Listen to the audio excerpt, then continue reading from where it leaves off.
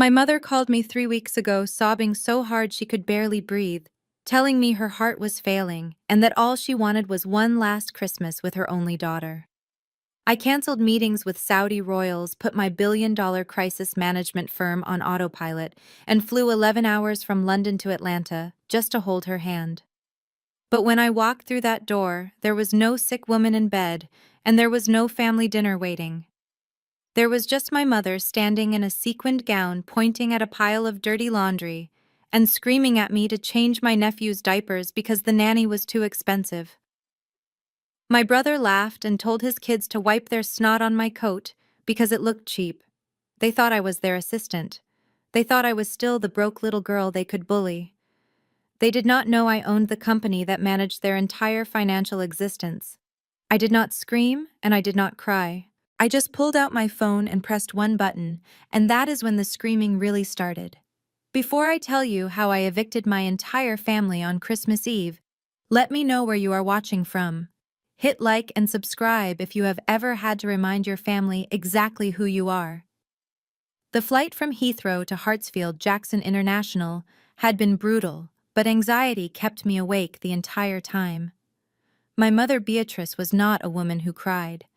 In the hierarchy of Atlanta society, she was a stone statue, a woman who prided herself on keeping up appearances even when the walls were crumbling. So when she called me weeping about heart palpitations and the fear of dying alone, I believed her. I am Simone, 34 years old, and to my family I am just an executive assistant who got lucky with a job overseas. To the rest of the world, I am the founder and CEO of Onyx Crisis Management, the firm that cleans up messes for Fortune 500 CEOs and minor royalty. I keep my success quiet because in my family, money is like blood in the water. It attracts sharks. I dragged my 2 large suitcases toward the curb, waving off my usual security detail because I wanted this to be a humble homecoming. I had packed gifts, expensive watches for my brother, designer bags for my sister-in-law, and a check that would cover my mother's mortgage for a year, all hidden in modest wrapping paper. The Uber ride to the gated community in Buckhead took 45 minutes. I stared out the window at the sprawling mansions, remembering how terrified I used to be of this neighborhood. My mother always made us feel like we were one missed payment, away from being on the street, even though my father had left a decent insurance policy. When the car pulled up to the iron gates of my childhood home, I felt that familiar tightening in my chest. It was the physical sensation of shrinking, of becoming small enough to fit into the box they had built for me. I paid the driver and dragged my bags to the front porch. The house was dark. Not the cozy candlelit dark of a holiday evening, but the cold, uninviting dark of an empty building. I rang the bell. Nothing. I rang again. Still nothing. I checked my watch. It was 7 in the evening. I pulled out my phone and called my mother. It went straight to voicemail. Panic started to set in. Was she in the hospital? Had something happened while I was in the air? The temperature was dropping fast. Atlanta winters can bite when they want to, and I was standing there in a trench coat shivering.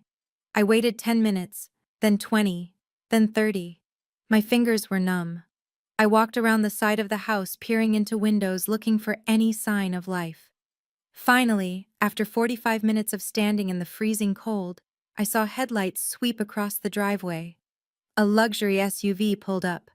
My heart leaped, thinking maybe they had been at the hospital. But the people who got out were not doctors or nurses. It was my brother Jamal.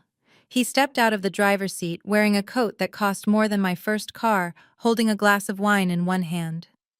He looked at me, shivering on the porch, and did not even rush.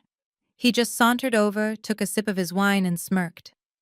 He unlocked the front door without a word of apology. He did not ask how long I had been waiting. He did not ask if I was cold. He just pushed the door open and gestured for me to drag my own bags inside. I stepped into the foyer, expecting the smell of pot roast or mac and cheese, the comfort food my mother used to make when she wanted to manipulate us into feeling loved. Instead, the air was stale and cold. The heating was set to 60 degrees. But what stopped me dead in my tracks was the luggage. It was everywhere. 6 massive Louis Vuitton trunks were stacked in the center of the hallway like a barricade. There were ski bags, boot bags, and garment bags piled high enough to block the view of the living room. This was not the home of a dying woman. This was a staging area for an expedition. Then I heard the clicking of heels on the hardwood floor. My mother Beatrice descended the grand staircase. She looked magnificent and terrifying. Her hair was laid to perfection, her makeup was flawless, and she was wearing a silver sequined gown that hugged curves she usually hid. She did not look sick. She looked like she was ready for a gala. I dropped my bag, my hands trembling slightly. "Mom," I whispered, "you look well." She stopped on the bottom step and looked me up and down with eyes that could freeze water. There was no hug, no tears, no hello. Her first words to me after a year of separation were sharp enough to cut glass. "Why are you so late, Simone? We have been waiting on you for an hour. Look at you. You look exhausted. Go upstairs and change immediately. Riley just spit up all over the guest bed, and I need you to strip the sheets and start a load of laundry before the car gets here." I blinked, trying to process the disconnect between the weeping woman on the phone and the general barking orders in front of me. "Mom, you said you were sick. You said your heart was failing." Beatrice waved a manicured hand in the air as if swatting away a fly. "Oh, stop being dramatic. My palpitations were just stress." "And who causes me stress?" "You do. Being so far away making me worry. Now hurry up. The service is coming in 20 minutes, and I need those kids fed and changed before we leave. Sickness just means I need more help around here, not less so. Make yourself useful." Before I could even process my mother's dismissal, the kitchen door swung open with a violence that made the crystal chandelier tremble. Courtney marched into the foyer like she owned the deed to the property. My sister-in-law is a woman who believes volume is a substitute for personality, and entitlement is a birthright.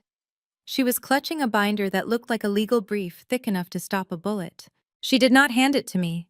She shoved it into my chest with such force that I had to stumble back a step just to keep from dropping it on my toes. "Here are the rules," she announced, her voice shrill and commanding without a single word of greeting. "Read them. Memorize them. If you break a single one, I will know." I opened the binder to the first page. It was laminated. I scanned the list and felt my eyebrows shooting up toward my hairline. No gluten, no dairy, no sugar, no red dye number 40, no screen time after 4 in the afternoon. Only alkaline water, specifically Fiji brand, chilled to exactly 40 degrees. They must be read to in French for 30 minutes before bed to stimulate their cognitive development. It went on for 15 pages of neurotic micromanagement. Courtney crossed her arms over her designer blouse, looking at me with a sneer that she probably thought passed for concern. "And listen to me clearly, Simone. Do not think you can feed my children that greasy soul food you and your mother are so fond of. My children have sensitive stomachs like me. They need clean-eating organic produce and grass-fed proteins. Not whatever deep-fried artery-clogging garbage you people eat." I felt the heat rise up the back of my neck. It was not just the rudeness. It was the casual racism wrapped in a fake concern for health.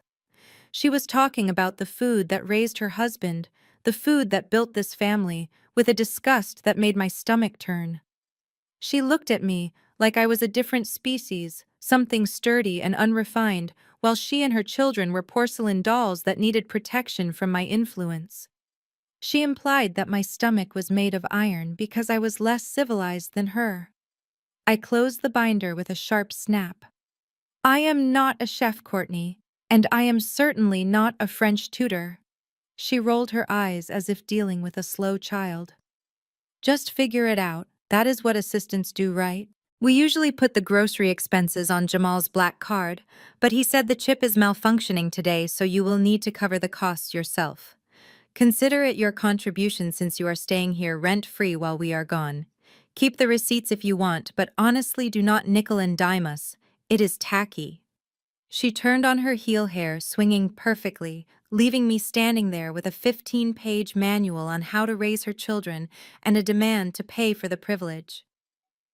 That is when I looked past her at the mountain of luggage by the door, and the realization hit me. This was not just a weekend getaway. This was an evacuation, and I was the cleanup crew. I stared at the mountain of luggage blocking the hallway. It was enough gear for a polar expedition, not a weekend visit. There were ski bags emblazoned with designer logos, hard-shell suitcases that cost more than a mortgage payment, and garment bags thick with fur coats. I looked from the bags to my mother, who was busy adjusting her diamond earrings in the foyer mirror, avoiding my gaze entirely. "Where exactly are you all going?" I asked, my voice cutting through the tension in the room. "Why is there enough luggage here to relocate a small village?" Beatrice smoothed the sequins on her gown and finally turned to me with an expression of mild annoyance, as if I were asking why the sky was blue. "We are going to Aspen, of course. The doctor said mountain air would be excellent for my heart palpitations. The humidity in Atlanta is simply dreadful for my condition this time of year." Jamal leaned back against the staircase railing, swirling his wineglass like a budget version of a Bond villain. "10 days on the slopes, sis. First-class tickets. We are staying at the Little Nell. It is going to be epic. The powder is supposed to be perfect this time of year, and I need to get my runs in."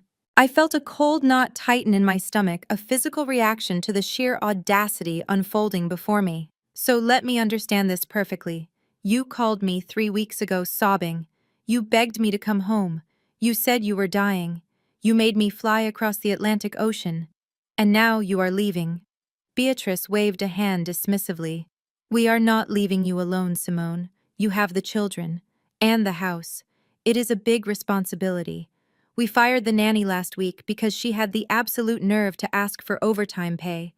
Can you believe the greed of people these days? So we need you to step in. It works out perfectly.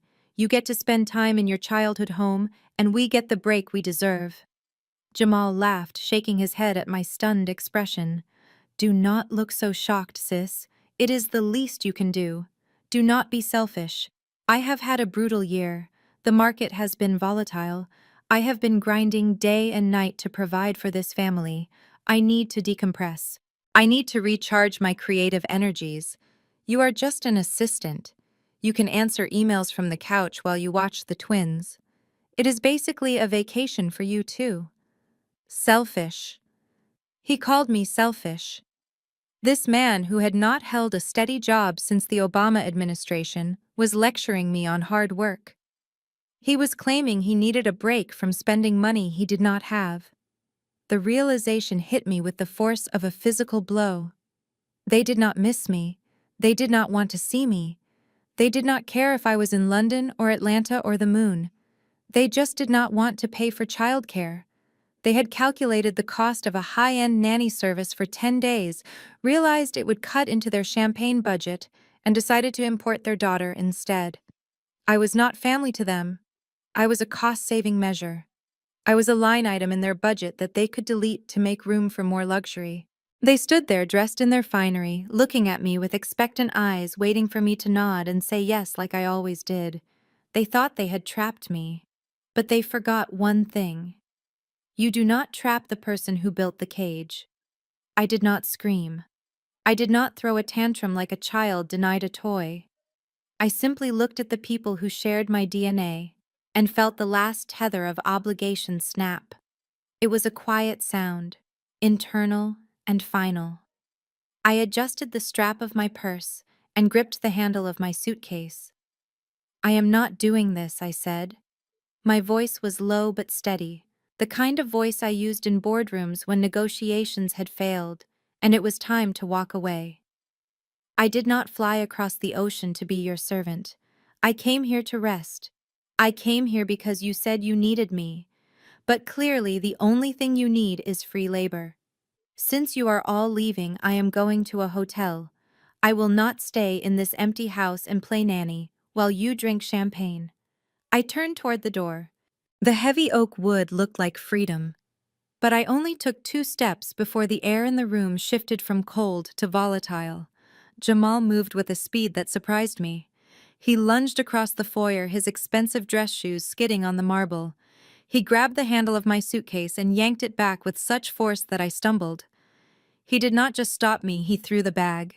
It skidded across the polished floor and slammed into the wall with a sickening thud, scuffing the paint. "You are not going anywhere," he snarled. He planted himself in front of the door, his chest heaving, his face twisted into a mask of ugly entitlement. "Who do you think you are walking away from us? I am the oldest. I am the man of this house when Daddy is gone. And I am telling you that you are staying. You do what you are told, Simone. That is your job. That is all you are good for. Taking orders. So take this one. Put your bags down and get in that kitchen." I stared at him. This was not a brother. Oh. This was a bully who had never outgrown the playground. He was 38 years old and still throwing tantrums when he did not get his way. Then Beatrice joined the chorus. Her voice rose to a shriek that bounced off the high ceilings. "You ungrateful little wretch!" She marched over her sequins flashing under the chandelier. "Is this how you repay me? I carried you. I birthed you. I sacrificed my youth for you. And you want to leave me in a lurch. You want me to die. That is it, isn't it? You want the stress to stop my heart so you can finally be free of me." She clutched her chest theatrically, her eyes wide and wet with manipulative tears. "If you walk out that door, Simone, you are killing me. You are killing your mother. Do you want that on your conscience? Is it so hard to help your family? Is it so hard to be useful for once in your miserable life? Just stay here. Watch the children. Let us have this one moment of happiness. If you leave, you are dead to us. Do you hear me? Dead." I looked from Jamal's clenched fists to my mother's contorted face. They thought they were terrifying.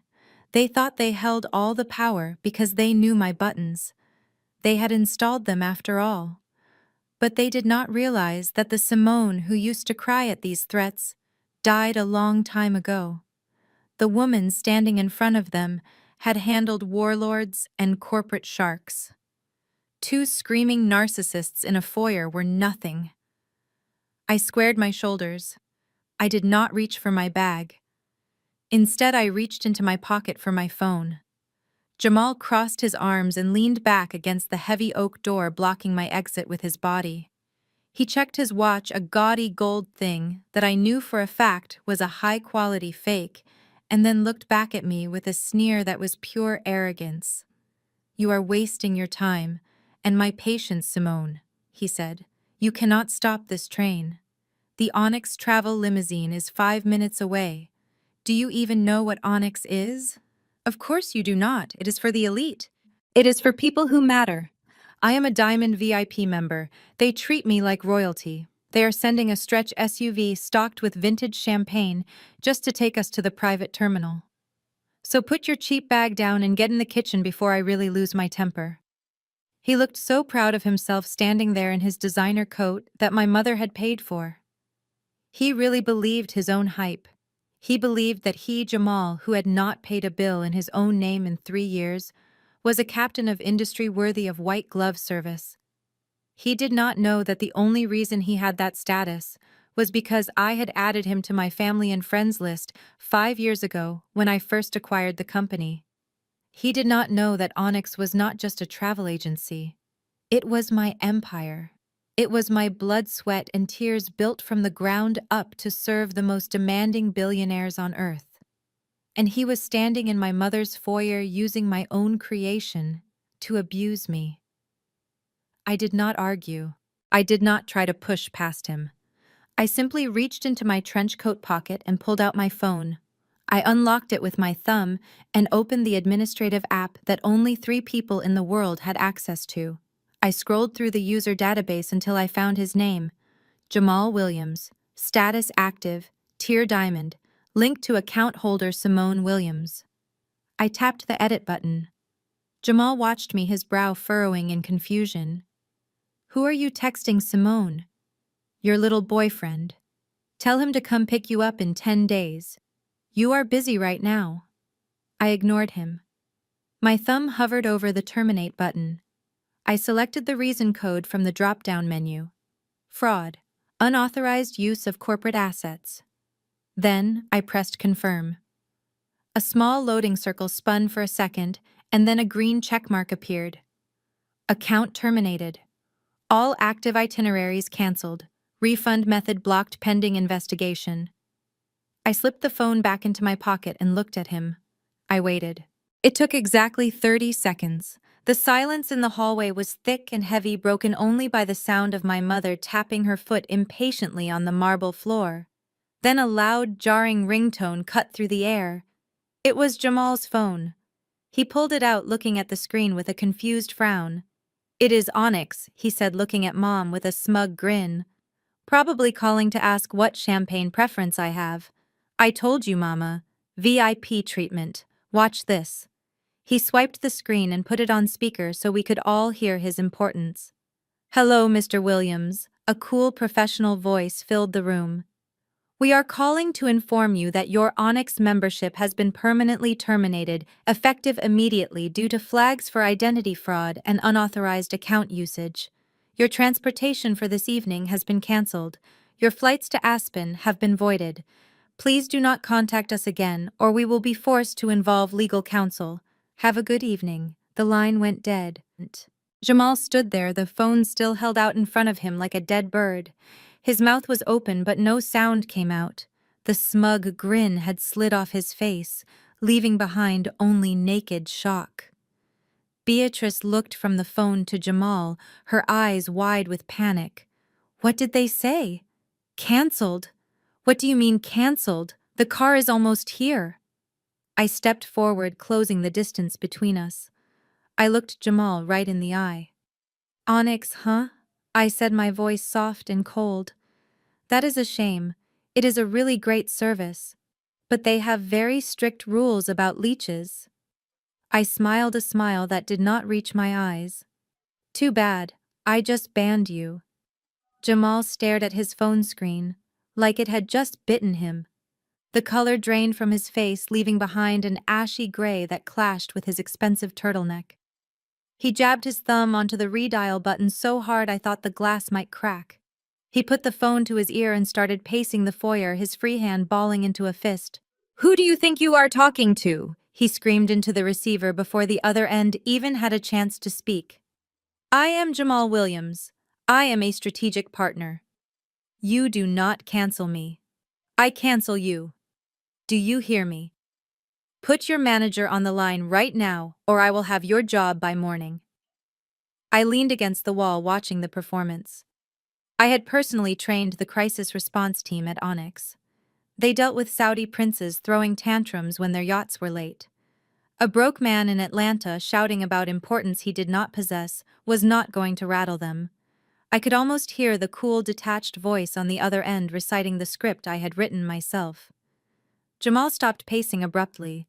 His eyes went wide. "Excuse me," he sputtered. "Do not you dare hang up on me. Do not you dare." He pulled the phone away from his ear and stared at it in disbelief. They hung up. They actually hung up on me. Courtney stepped forward, her heels clicking aggressively on the marble floor. Her face was twisted in a mix of panic and fury. "What is going on, Jamal? You told me you were a shareholder. You told me you had equity in Onyx. How can they cancel the tickets of an owner? Call the CEO right now. Fix this." She turned to Beatrice, seeking an ally, but my mother looked like she was about to faint. Her hand was clutching her pearl necklace, as if it were the only thing keeping her upright.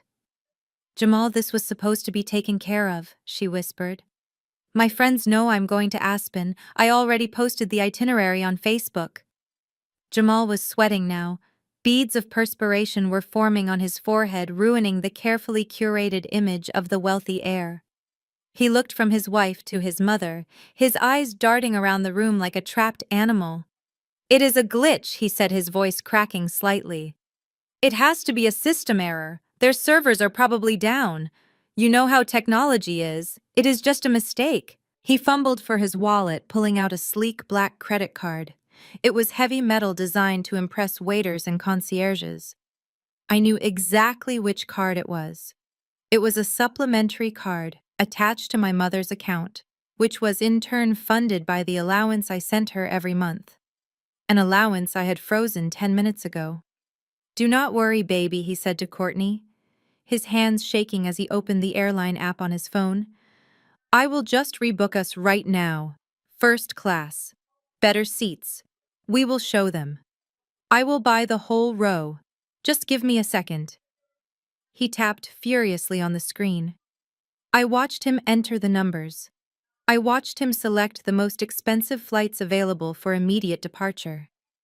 I watched the hope in his eyes as he pressed the purchase button. And then I waited for the inevitable fall. Jamal held the phone up like a trophy, his thumb hovering over the payment button. "Watch this," he said, his voice dripping with unearned confidence. "This is the difference between you and me, Simone. You create problems and I solve them with a single tap."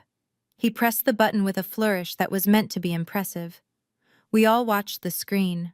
A little circle spun round and round. Jamal tapped his foot on the marble floor, impatient for his victory lap. "Any second now," he muttered. Then a bright red box popped up on the screen. It was not a confirmation number. It was a single word in bold capital letters that seemed to scream across the foyer.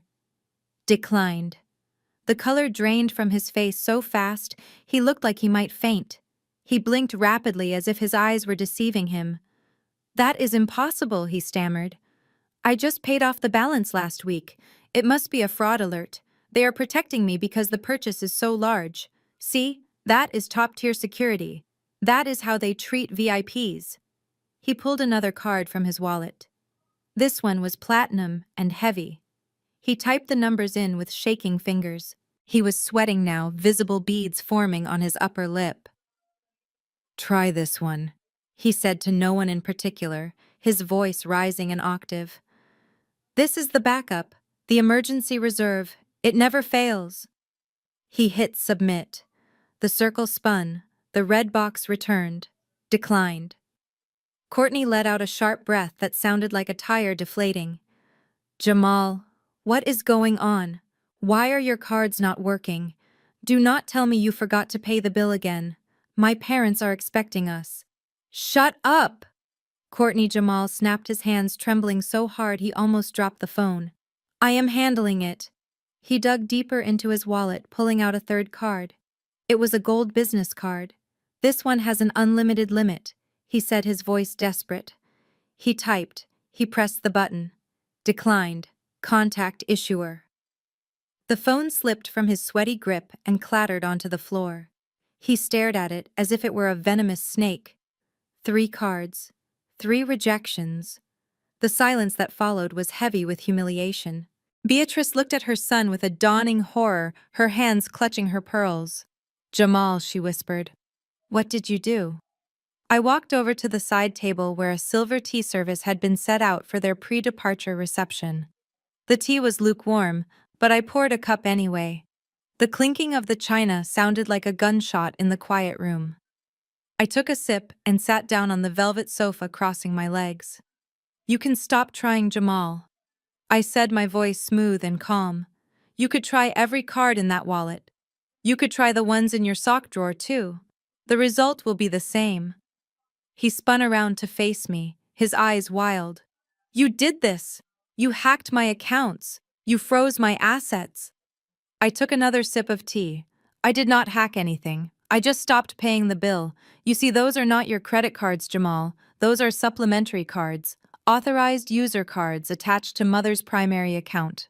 An account that I have been funding for the last 10 years because neither of you has had a job since the last decade." Beatrice gasped. Her hand flew to her mouth. "That is not true. Jamal told me he opened those accounts for the business. He said he added me to build my credit score." "He lied, Mother," I said, setting the teacup down. "And here is the best part. Even if I had not frozen the funding, those cards would still be useless. You hit your credit limit 3 weeks ago. Do you want to tell them why, Jamal? Or shall I?" Jamal looked at the floor. He looked at the door. He looked anywhere but at me. "It was the watch," I said, pointing to his wrist. "That gaudy gold thing you are wearing. You charged $40,000 to Mother's card to buy it.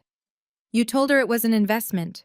You told her it was a limited edition Patek Philippe.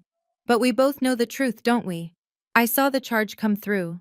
I saw the vendor name. It was a shell company in Hong Kong known for selling high-quality replicas. You maxed out Mother's credit for a fake watch, Jamal, And now you cannot even buy a bus ticket, let alone a first-class flight to Aspen. Jamal stared at his wrist where the fake gold Patek Philippe glinted under the chandelier. The truth about the watch, a $40,000 lie bought with stolen credit, hung in the air like toxic smoke. His face contorted, shifting from embarrassment to a dangerous primal rage. He let out a guttural roar and lunged across the coffee table, his hands reaching for my throat. "You shut your mouth!" he screamed, spit flying. "You jealous witch!" I didn't flinch. I didn't even put down my teacup, because the front door burst open before he could take 2 steps. A man stepped into the foyer. He was 6'4", built like a linebacker, and wearing a suit that cost more than Jamal's entire wardrobe. This was Marcus, my head of security, who had been waiting in the black SUV outside. He moved with terrifying speed, intercepting Jamal mid-lunge. With one hand, he shoved my brother back so hard that Jamal flew backward and landed on the sofa next to our mother, bouncing like a rag doll. Beatrice shrieked, clutching her chest. "Who is this Simone? He's going to kill us!" Marcus ignored her. He calmly walked over to the coffee table and placed a thick, leather-bound dossier in front of me. He stood beside my chair, arms crossed, staring Jamal down with the impassive gaze of a man who had protected diplomats in war zones. "Thank you, Marcus," I said, opening the folder. "Right on time." Jamal was gasping for air, rubbing his chest where Marcus had shoved him. "You brought a goon into Mama's house. You're insane." "I brought protection," I corrected. "Because I know exactly who you are, Jamal. And now everyone else is going to know too." I pulled out a stack of papers and fanned them out on the table. They were detailed credit reports, bank statements, and legal notices. "Let's take a look at the King of Aspen's kingdom, shall we?" I picked up the first sheet. "This is your credit score. Or what's left of it. 420. You can't even rent a car with that, let alone buy a house." I tossed it onto his lap. He didn't move to pick it up. "And here," I said, holding up a bank statement, "is proof of your employment. Or lack thereof. You haven't received a paycheck in 26 months. You told Mama you were consulting for tech startups, but the only direct deposits in this account are transfers from Mama's pension fund." "That's a lie," Jamal shouted, though his voice wavered. "I have NDAs. I can't discuss my clients." "You don't have clients," I said, throwing another document down. "You have lawsuits. 3 of them. Chase, American Express, and Wells Fargo are all suing you for unpaid debts totaling over $80,000. You aren't a VIP, Jamal. You're a liability." I looked at Courtney. She was staring at the papers on the table, her face pale. "And that Range Rover outside?" I asked, looking at my sister-in-law. "The one he told you he bought with his bonus. It's a lease. A lease that is 3 months behind on payments. The repo man has been trying to serve him for weeks. That's why he parked it round the back." "You mock my job as an assistant," I said, my voice dropping to a whisper. "But at least I don't steal from my own mother's retirement to buy fake luxury goods for a wife I can't afford." Jamal looked at the dossier, then at his wife, then at his mother. The house of cards had not just fallen, it had been incinerated. And I was holding the match. Beatrice snatched the credit report from the table like it was burning her fingers. She scanned the red ink, the negative balances, and the history of defaults. I watched her face, waiting for the realization to hit, waiting for her to finally turn on the son who had bled her dry. But I underestimated the power of her delusion. Instead of slapping her son, she turned those cold eyes on me. Her defense mechanism kicked in instantly, protecting her golden boy at all costs. "It is just a rough patch," she insisted, her voice trembling, not with anger at him, but with disappointment in me. "He is an entrepreneur, Simone. Business has ups and downs. You know that better than anyone. You are clearly doing well for yourself. Look at these bodyguards. Look at your clothes. If you have so much, why are you letting your brother drown? Why are you so stingy? You are the sister. It is your job to lift him up when he stumbles." A bitter laugh escaped my lips before I could stop it. It was a dry, hollow sound that seemed to suck the air out of the room. I walked slowly toward the fireplace, my heels clicking on the floor that I paid to polish. Help him. You ask me why I will not help him. Have you forgotten 10 years ago, Mother? Have you erased it from your memory because it does not fit your picture of a happy family? Or do you just not care because it was my life that was ruined, not his? I was 22 years old. I had just received a full scholarship to grad school. It was my ticket out. It was my chance to be someone other than Jamal's little sister. And you called me crying in the middle of the night. You said Jamal was in trouble. You said bad men were coming for him because he bet on the wrong basketball games in Vegas. You grabbed my shoulders and begged me. You said if I loved you, I would save him. You said family sacrifices for family. So I did. I walked into the bursar's office the next morning and I withdrew every cent of my tuition money. I handed over my future to pay a bookie so your son would not have to face a consequence. And do you know what happened after that? I spent 4 years eating instant noodles in a cold apartment with no heating because I had to work 3 jobs to pay my way back into school. I lost 20 pounds because I could not afford groceries. I almost starved so he could keep driving a luxury car. And what did he do? I pointed a finger at Jamal, who was cowering on the sofa. He laughed at me. He called me broke. He mocked my cheap clothes and my small apartment while he was wearing shoes that my sacrifice bought. You watched me struggle for 4 years, and you never offered me a dime. You never said thank you. You just moved on to the next crisis. So do not talk to me about helping family. I have paid my dues in sweat and hunger. I have carried this dead weight long enough. I have been the safety net, the bank, and the scapegoat. But today is the limit. The Bank of Simone is closed permanently. And this time you are all going to have to learn how to swim on your own. Courtney did not rush to comfort her husband. She did not offer a supportive hand or a word of encouragement. Instead, she took a step away from him as if poverty were a contagious disease she was terrified of catching. The silence in the room was broken by a sound I had never heard from my poised, polished sister-in-law. It was a laugh, but it sounded like glass shattering. "You are broke," she said, her voice devoid of any warmth. "You are actually broke." Jamal reached for her hand, but she slapped it away with a look of pure revulsion.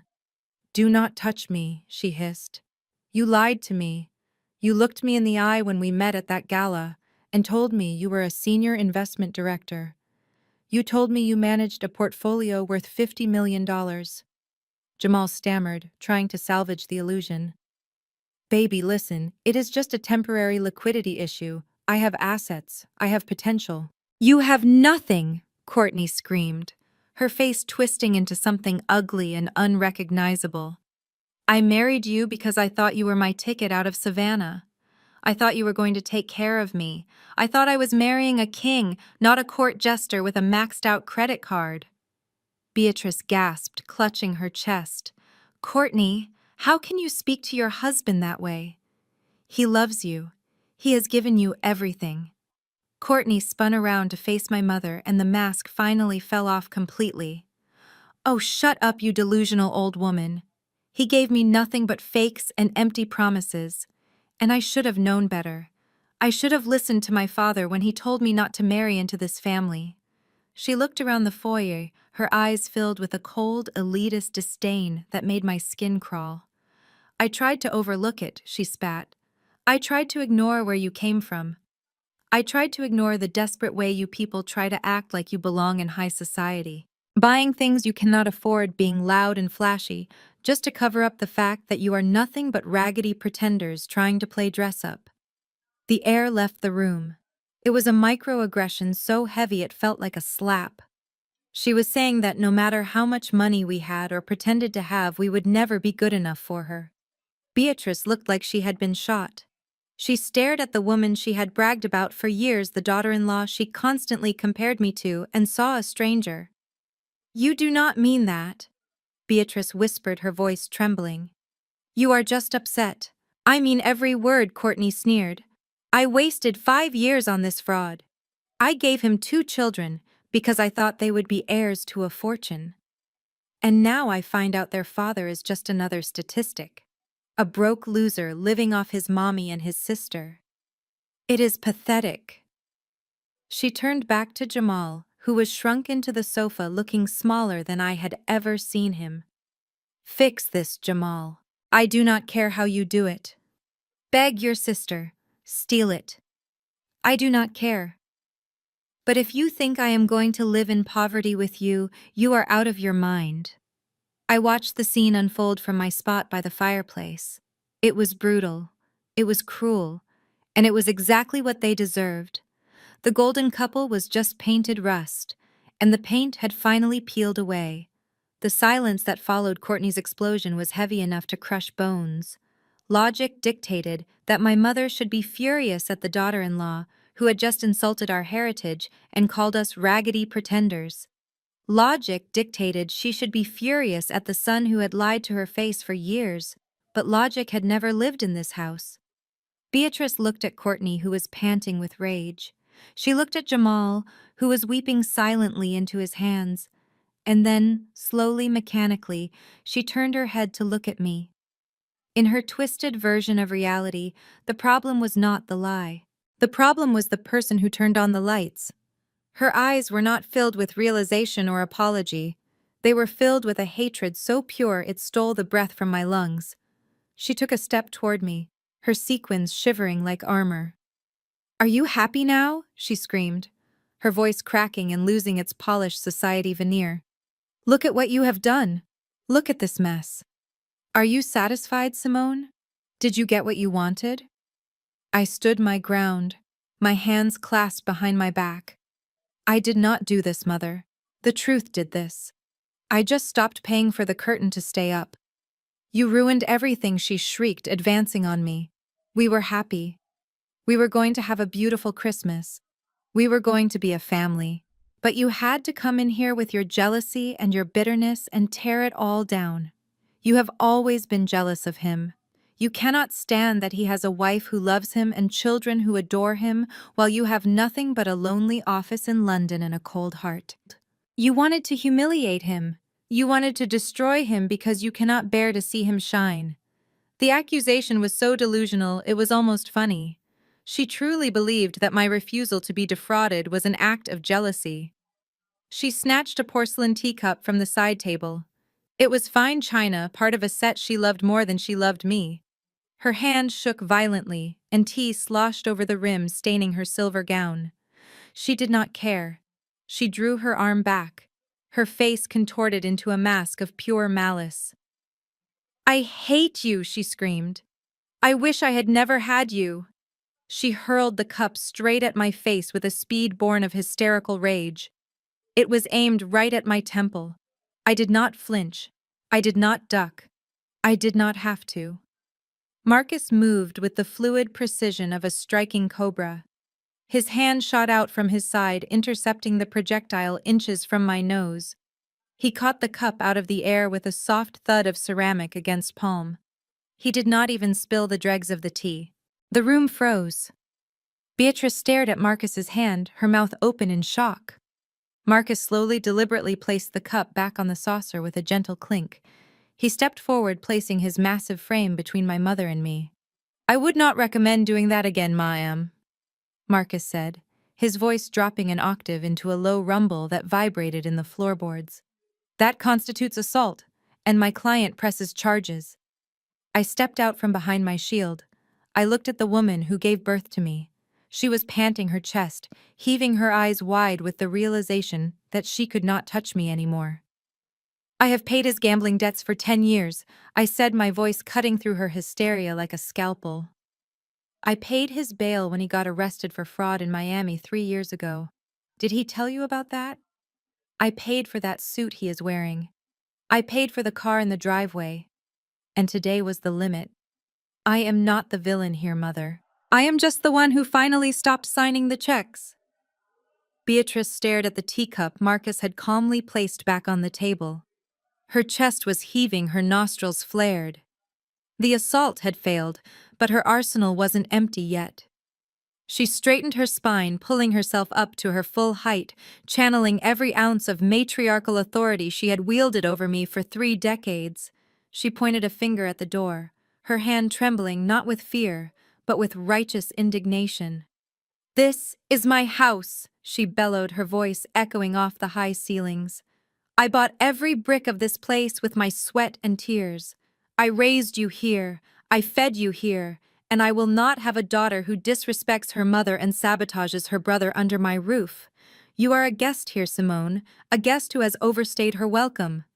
She took a step closer, her eyes narrowing. You have a choice. You can open that app right now and fix this mess. You can transfer the money for the flight and the hotel into Jamal's account immediately. You can save your brother's marriage and give your mother the peace she deserves. Or you can leave. She paused for dramatic effect, letting the threat hang in the air like a guillotine. If you do not pay, you get out. Right now. Tonight. I do not care where you go. Sleep in the street for all I care. But I will not harbor a traitor. You are dead to me until you make this right. Jamal perked up from the sofa, sniffing back his tears. A sly smile crept onto his face. He knew this move. This was the nuclear option. The threat of exile had always worked before. Every time I had tried to set a boundary, the fear of losing my family had brought me back in line. He looked at Courtney and winked. Courtney crossed her arms and smirked, her confidence returning. They thought they had me. They thought I was still the little girl who was terrified of being alone on Christmas. Yeah, Simone, Jamal jeered, his voice gaining strength. You heard Mama. Pay up or get out. You think you are big time because you own a travel agency. But you are nothing without this family. You are just a lonely spinster with a checkbook. Nobody else wants you. So be a good little sister and fix this, or enjoy Christmas alone in a hotel room. Beatrice stood there, her chin high, waiting for me to crumble. She expected the tears. She expected the begging. She expected me to pull out my phone and transfer the funds just to keep the peace, just to be allowed to stay in the warmth of the family circle. I looked at them. The mother who would throw me away for a vacation, the brother who would bleed me dry and laugh about it, the sister-in-law who despised me. They were so sure of their power. They were so certain that their love was a prize I would pay any price to keep. I let the silence stretch. I let them savor their victory for just a few seconds longer. Then I reached into my purse, not for my phone, but for a folded piece of paper. I stood up slowly, smoothing the fabric of my coat. I walked over to the fireplace where Beatrice stood like a queen guarding her castle. I did not look scared. I did not look sad. I looked bored. You are kicking me out, I asked quietly. Yes, Beatrice spat. Unless you pay. I nodded slowly. I looked around the foyer, taking in the grand staircase, the marble floors, the crystal chandelier. It was a beautiful house, a house fit for a successful family. That is interesting, Mother, I said. Because you cannot kick me out of my own house. Beatrice let out a sharp, incredulous laugh. Your house. Have you lost your mind? I bought this house in 1995 with your father. My name is on the deed. My sweat is in the walls. You are delusional. I reached into my purse and pulled out a sleek blue folder. I opened it slowly, deliberately, and extracted a single document. It was a property deed, stamped and notarized, with the official seal of Fulton County. Actually, Mother, I said, walking toward her, your name was on the deed. Until 5 years ago. I held the document up so she could see it clearly. Do you remember the summer of 2018? Do you remember when the bank started sending those pink notices? Do you remember when the sheriff came to the door with an eviction warning? Beatrice's face paled. She took a step back. Jamal handled that. He said it was a mistake. He said he refinanced it. Jamal didn't refinance anything, I said, my voice hardening. Jamal stole the deed from your safe. He forged your signature. And he took out a second mortgage to fund his cryptocurrency investment. An investment that went to zero in 3 months. Jamal made a choking sound from the sofa. That's a lie, I fixed it. I paid them off. You defaulted, I corrected, not even looking at him. The bank foreclosed. They were 3 days away from putting a padlock on this door. You were going to be homeless, Mother. Homeless at 65 because your golden boy gambled away your security. Beatrice looked at Jamal. Is this true? She whispered. Her voice was trembling now. I stepped in, I continued. I bought the debt from the bank. I paid off the arrears, and then I bought the property outright. I put it under an LLC so you wouldn't be embarrassed. SIM Holdings. But make no mistake, I own every brick, every shingle, and every blade of grass on this property. You have been living here rent-free for 5 years because I allowed it. I handed her the deed. She took it with shaking hands. She read the name on the bottom line. SIM Holdings, LLC. Authorized signatory Simone Williams. The paper fluttered to the floor. Beatrice looked at me with a mixture of horror and awe. The daughter she had dismissed as a failure, as an assistant, as a doormat, was her landlord. So when you tell me to get out of my house, I said, stepping closer until I was towering over her, you are forgetting who holds the keys. I am not the guest here, Mother. You are. And guests can be evicted. The room spun with the weight of the revelation. Courtney was staring at Jamal with murder in her eyes. Jamal was curled into a ball, weeping, and Beatrice looked like her entire world had just collapsed. You own it, she stammered. But why didn't you tell me? Because I didn't want to break your heart, I said softly. I didn't want you to know that your son betrayed you. I wanted you to have your dignity, but you used that dignity to try and crush me. So now the truth is out. I looked at my watch. You have 59 minutes left to pack. The silence in the foyer was not peaceful. It was the heavy, suffocating silence of a tomb. My mother looked at the deed in her lap as if it were a death warrant. Her hands, the ones that used to strike me when I spoke out of turn, were trembling so violently the paper made a dry, rattling sound. She looked up at me, and for the first time in my life, I did not see the imperious matriarch of Atlanta society. I saw a frightened old woman who had just realized she was standing on a trapdoor. You have 60 minutes, I said, my voice cutting through the quiet like a razor. It is currently 8:15. By 9:15, I want every single personal item belonging to you, Jamal and Courtney, out of this house. If you are still on the premises at 9:16, I will call the police and have you removed for criminal trespass. And given Jamal's current legal standing with his creditors, I doubt he wants to have a conversation with law enforcement. Beatrice let out a low, keen, a sound of pure devastation.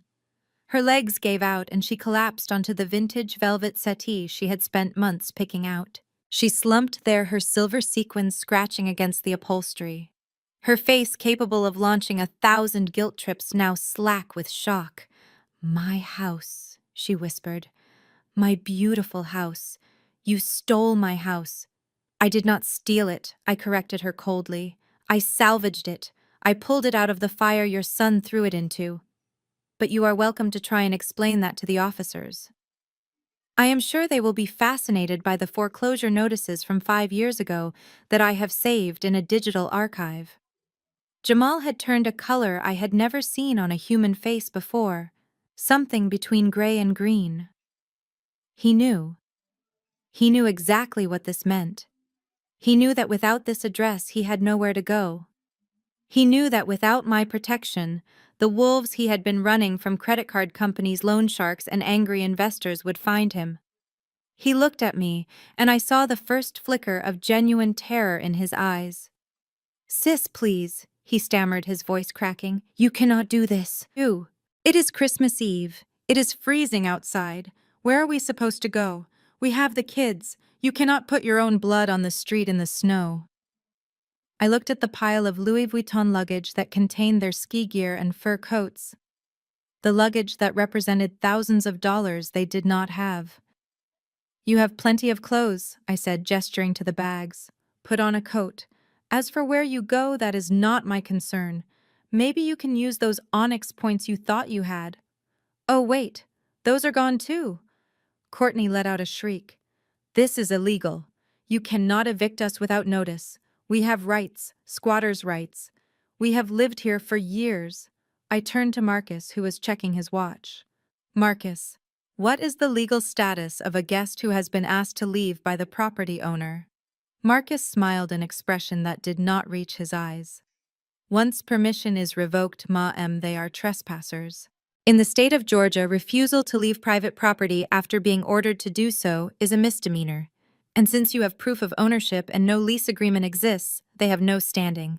I looked back at Courtney. You have 55 minutes left, I said. I suggest you stop screaming and start packing. Unless you want the neighbors to see you being dragged out in handcuffs. I hear Mrs. Johnson next door loves a good scandal. That did it. The mention of the neighbors, the threat to their social standing, was the catalyst. Panic exploded in the room. Jamal stood up from the floor, wiping his eyes with the sleeve of his expensive coat. He looked around the foyer, his eyes darting from the door to his mother to me. The panic was settling into a desperate cunning. He took a step toward me, his hands raised in a placating gesture that felt more like a threat. "Simone, listen to yourself," he said, his voice dropping into that smooth, manipulative tone he used when he needed money. "You are upset. I get it. We hurt your feelings. But this is crazy. You are not going to throw your own mother out into the cold on Christmas Eve. Think about what people will say. Think about the neighbors. Do you want Mrs. Johnson to see Mama being dragged out of her own home? It will destroy her reputation. It will kill her. Do you want that on your conscience? Do you want to be the daughter who murdered her mother over a plane ticket?" He was good. I had to give him that. He knew exactly where to aim. For 30 years he had used my guilt as a weapon. He had used my desire to protect our family's image to keep me in line. But he was aiming at a target that no longer existed. I checked my watch. 55 minutes, Jamal. "You are bluffing," he sneered, his mask slipping. "You do not have the guts. You have always been weak. You have always needed us to validate you. You kick us out and you will have nobody. You will be alone in this big empty house with your money and your bitterness. Is that what you want?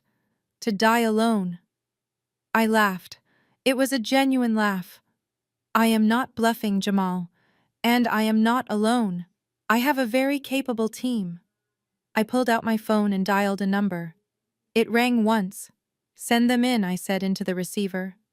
Jamal frowned. "Send who in?" The front door opened again, but this time, it was not a single bodyguard. 6 men in gray uniforms marched into the foyer. They carried large plastic bins and heavy-duty trash bags. They wore gloves. They did not look like movers who handled china with care. They looked like a cleanup crew at a crime scene. "These gentlemen are from Rapid Removal," I explained calmly. "I hired them an hour ago. Their instructions are simple. Anything that does not belong to the owner of the house goes into a bag. If it fits in a bag, it goes on the curb. If it does not fit, it goes on the truck. They are very efficient." Beatrice shrieked, scrambling up from the settee. "Do not touch my things! Do not you dare touch my crystal!" One of the movers, a burly man with a clipboard, looked at me. "Start in the living room, ma'am. Start everywhere, I said. Clear the common areas first, then the bedrooms. Leave the furniture. Take anything personal." The men moved with military precision. They began sweeping the foyer. The pile of Louis Vuitton luggage was the first casualty. 2 men grabbed the bags and marched them out the front door, dumping them unceremoniously onto the driveway. Jamal watched his ski gear disappear into the night, his mouth agape. "You cannot do this!" he screamed, lunging at one of the movers. "That is my property. That is a $5,000 snowboard." Marcus stepped in front of him, blocking his path. "The property is being removed from the premises, sir. You can collect it from the driveway. Or the landfill. Your choice." Jamal turned to me, his face purple with rage. "I will sue you. I will sue you for every penny you have. I will tell everyone what you did. I will ruin you." I looked at him coolly. "With what money, Jamal? You cannot even afford a lawyer. And as for ruining me, go ahead. Tell the world that your sister finally stopped letting you steal from her. See whose side they take." I turned to the lead mover. Be careful with the art on the walls, I said. That belongs to me. Everything else is trash. Courtney let out a wail as a mover picked up her diaper bag and tossed it into a black plastic sack. My specialized formula, she cried. My organic snacks. You should have thought about that before you handed me a binder, I said. You have 50 minutes. I suggest you start grabbing what you can carry, because once it is in a bag, it is gone. The chaos was absolute. The movers swarmed the house like locusts. Beatrice was running around trying to shield her vases with her body. Jamal was shouting threats that no one was listening to. And I stood in the center of the storm checking my watch. 49 minutes, I announced. Tick-tock. The energy in the room shifted from emotional chaos to cold industrial efficiency as the removal team went to work. These were not the kind of movers who wrapped china in bubble wrap or carefully folded sweaters. They were a cleanup crew. They moved like a swarm of gray locusts, sweeping through the living room with a terrifying lack of sentimentality. They snapped open heavy-duty black contractor bags with loud cracks that sounded like gunshots in the high-ceilinged foyer. They did not discriminate between the silk pillows Courtney had insisted on buying and the half-eaten snacks the twins had left on the floor. It all went into the same bags. I watched as one man scooped up an armful of Jamal's sneaker collection. These were shoes my brother had posted on Instagram hundreds of times, claiming they were rare collectibles worth thousands. The mover dumped them into a plastic bin with a dull thud, one shoe crushing another, the laces tangling together. Jamal made a strangled noise in his throat, a sound of pure impotence as he watched his status symbols being treated like landfill. He stepped forward to stop them, but Marcus simply shifted his weight and glared. Jamal froze. He was a bully, not a fighter. He knew better than to cross the line Marcus had drawn on the floor. But Courtney did not possess that same survival instinct. She was frantically running between the movers, trying to snatch items back from their grip. Her composure was completely gone, replaced by the feral desperation of a woman watching her identity being erased. Then she saw it. A large, burly mover had picked up her orange handbag from the console table. It was the Hermes Birkin she carried everywhere. The bag she claimed cost $20,000. The bag she used to look down on every waiter and shopgirl in Atlanta. No! She shrieked, the sound tearing through her throat. Put that down. That is a Birkin. That is worth more than your life. Do not you dare touch it. The mover did not even pause. He opened a black trash bag and dropped the orange purse inside along with a pile of dirty bibs and a plastic toy. Something snapped in Courtney. She launched herself at the man, her manicured nails curved into claws.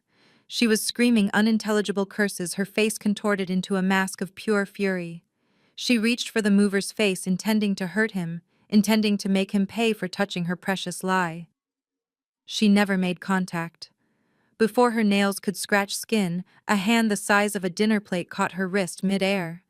It was one of the security team members, a man who had stood silently by the door until this moment. He did not hurt her. He did not twist her arm. He simply held her there, suspended and powerless. It was the casual strength of a parent stopping a toddler from touching a hot stove. "Let me go!" Courtney screamed, thrashing against his grip. "That is my bag. You are stealing my bag." I walked over to them, my heels clicking on the floor. The security guard looked at me and I nodded. He released her wrist and she stumbled back, rubbing her arm and glaring at me with hatred. "It is not stealing, Courtney," I said, my voice flat. "It is trash removal. And honestly, they are doing you a favor." She looked at me, panting, her hair in disarray. "What are you talking about? That bag is an investment. Jamal bought it for me in Paris." I laughed. It was a short, sharp sound. "Jamal has never been to Paris, Courtney, and that bag has never seen the inside of an Hermes store. Look at the stitching. Look at the hardware. It is already tarnishing. It is a Canal Street fake, just like everything else in this house. Just like your marriage. Just like you." I gestured to the mover. "Keep going. If it is fake, it goes in the bag. If it is real, leave it." The mover nodded and continued his work. Courtney watched as the black plastic bag swallowed her fake life. She did not attack again. She just stood there shaking, realizing that I knew every secret she had tried so hard to hide. The bag was just leather and thread, but to her it was the shield that protected her from being ordinary, and I had just thrown it in the trash. Courtney stood frozen, watching the black trash bag swallow her fake designer life. The sound of the plastic rustling seemed to echo in the cavernous foyer. Then something in her eyes shifted. The panic and rage drained away, replaced by a cold, calculating survival instinct. She looked at Jamal, who was still uselessly arguing with a mover about his sneaker collection. Then she looked at me, standing calm and untouchable in my cashmere coat. Without a word, she crossed the room. But she did not walk towards her husband. She walked towards me. She threw herself onto the marble floor at my feet, her hands clasping together in a prayer-like gesture that was so theatrical it belonged on a soap opera stage. "Simone? Please," she wailed, her voice trembling with a sudden onset of fragility. "You have to help me. I did not know. I swear on my children's lives, I did not know he was stealing from your mother. I am a victim here too." She reached out to grab the hem of my coat, but Marcus stepped forward, his shadow falling over her. She flinched, but kept her eyes fixed on me, wide and wet with tears that I knew she could summon on command. "You are a good person, Simone," she sobbed. "I have always said that. I have always told Jamal he was lucky to have a sister like you. Do not punish me and the babies for his crimes. I will leave him. I will divorce him tomorrow. Just let us stay. Let us stay in the guest house. I will cook. I will clean. I will do whatever you want. Just do not throw us out on the street with him. He is a monster." I looked down at her, this woman who had sneered at my food an hour ago. This woman who had handed me a binder of rules and treated me like hired help. Now she was on her knees offering to be the servant she had tried to make me. It was pathetic. It was satisfying. But it was also a lie. I crouched down so my face was level with hers. The scent of her expensive perfume cloyed in the air. I looked deep into her eyes, searching for a shred of genuine remorse. I found only fear. "You always said I was a good person," I repeated softly. "Is that right? Is that what you told your friends in your group chat? The one titled The Help?" Courtney's breath hitched. Her eyes darted away, then back to me, her expression crumbling. "I know about the messages, Courtney," I whispered. "I know you called me the savage sister-in-law. I know you mocked my hair, my clothes, and my job. I know you told your friends that you were only tolerating the ghetto trash family because you thought we had money." Her face went slack. The tears stopped, instantly replaced by a look of pure terror. How she stammered. "How do you know that?" I smiled.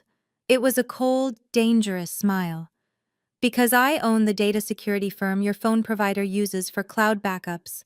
And when you connected to my Wi-Fi 3 years ago, you agreed to my terms of service. I see everything." I stood up, dusting off my hands as if I had touched something dirty. "You do not want to stay here, Courtney.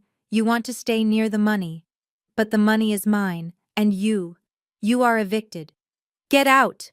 I said, my voice rising to fill the room. "Take your fake bag, your fake tears, and your fake marriage, and get out of my house." Courtney scrambled backward on the floor, Crab walking away from me as if I were a fire. She looked at Jamal, who was staring at her with his mouth open, betrayed by the wife who had just thrown him under the bus. But she did not care. She scrambled to her feet, grabbed the hands of her confused, crying twins, and ran for the door, not even looking back at the man she had promised to love.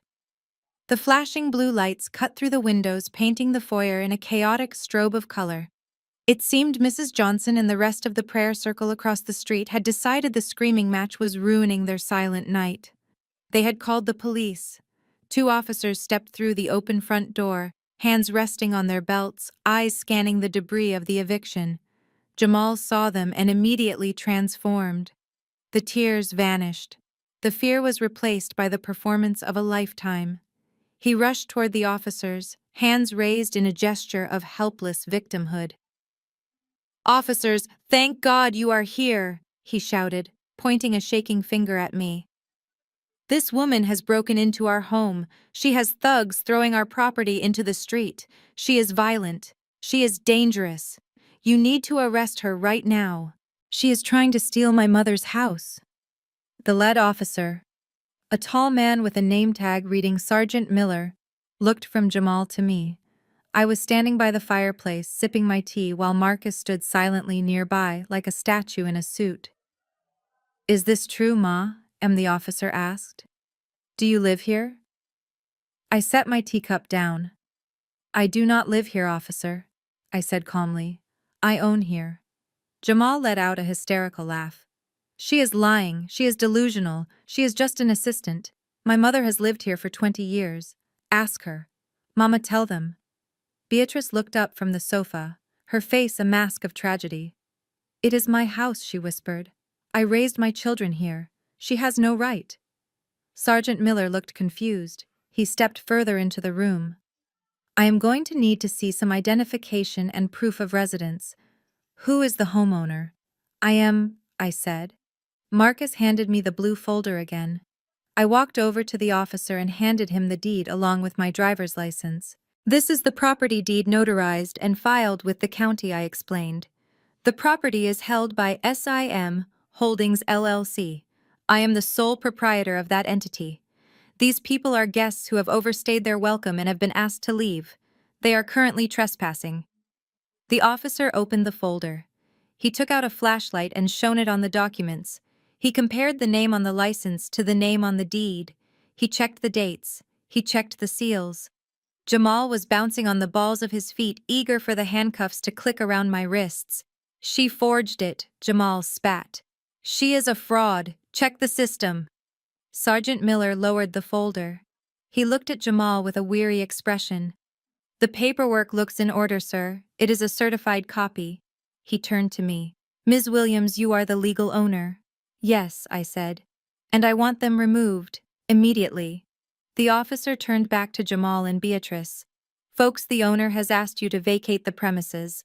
This is a civil matter regarding the eviction, but since you have been asked to leave and are refusing, it becomes criminal trespass. You need to grab your things and go. Now." Jamal's jaw dropped. "But she is lying. You are not listening to me." "Sir," the officer said, his voice hardening, "I am looking at the deed. Unless you can produce a document that overrides this one, you have to leave. Do not make me ask you again." Beatrice let out a sob that sounded like a dying animal. She looked at the neighbors gathered on the sidewalk, their faces pressed against the wrought iron gate. Mrs. Johnson was watching. The deacon's wife was watching. The shame was absolute. "Come on, Mama," Jamal said, his voice defeated. "Let us go." They shuffled out the door, past the police officers, past the pile of black trash bags that held their possessions. I stood in the doorway and watched them go. The police lights illuminated their retreat, casting long shadows against the snow. They were not leaving as victims. They were leaving as trespassers in the life they thought they owned. The snow started falling just as the police cruiser pulled away, leaving my family shivering on the sidewalk. It was a picturesque Christmas Eve scene, ruined by the ugly reality of human greed. Courtney stood there, her designer coat pulled tight against the wind, her eyes burning with a fury that had nothing to do with the cold. She looked at Jamal, who was staring at the closed front door of the mansion he thought was his birthright. He looked pathetic. "You useless fraud," Courtney screamed, her voice cracking in the frigid air. "You promised me everything. You promised me the world. And what do you have? Nothing. You are a broke loser living off your mommy and your sister. I wasted 5 years on you. 5 years." Jamal turned to her, his face wet with tears and melting snow. "Baby, please. We can fix this. We can figure it out. I still have connections. I still have potential. We are a family. We have the twins."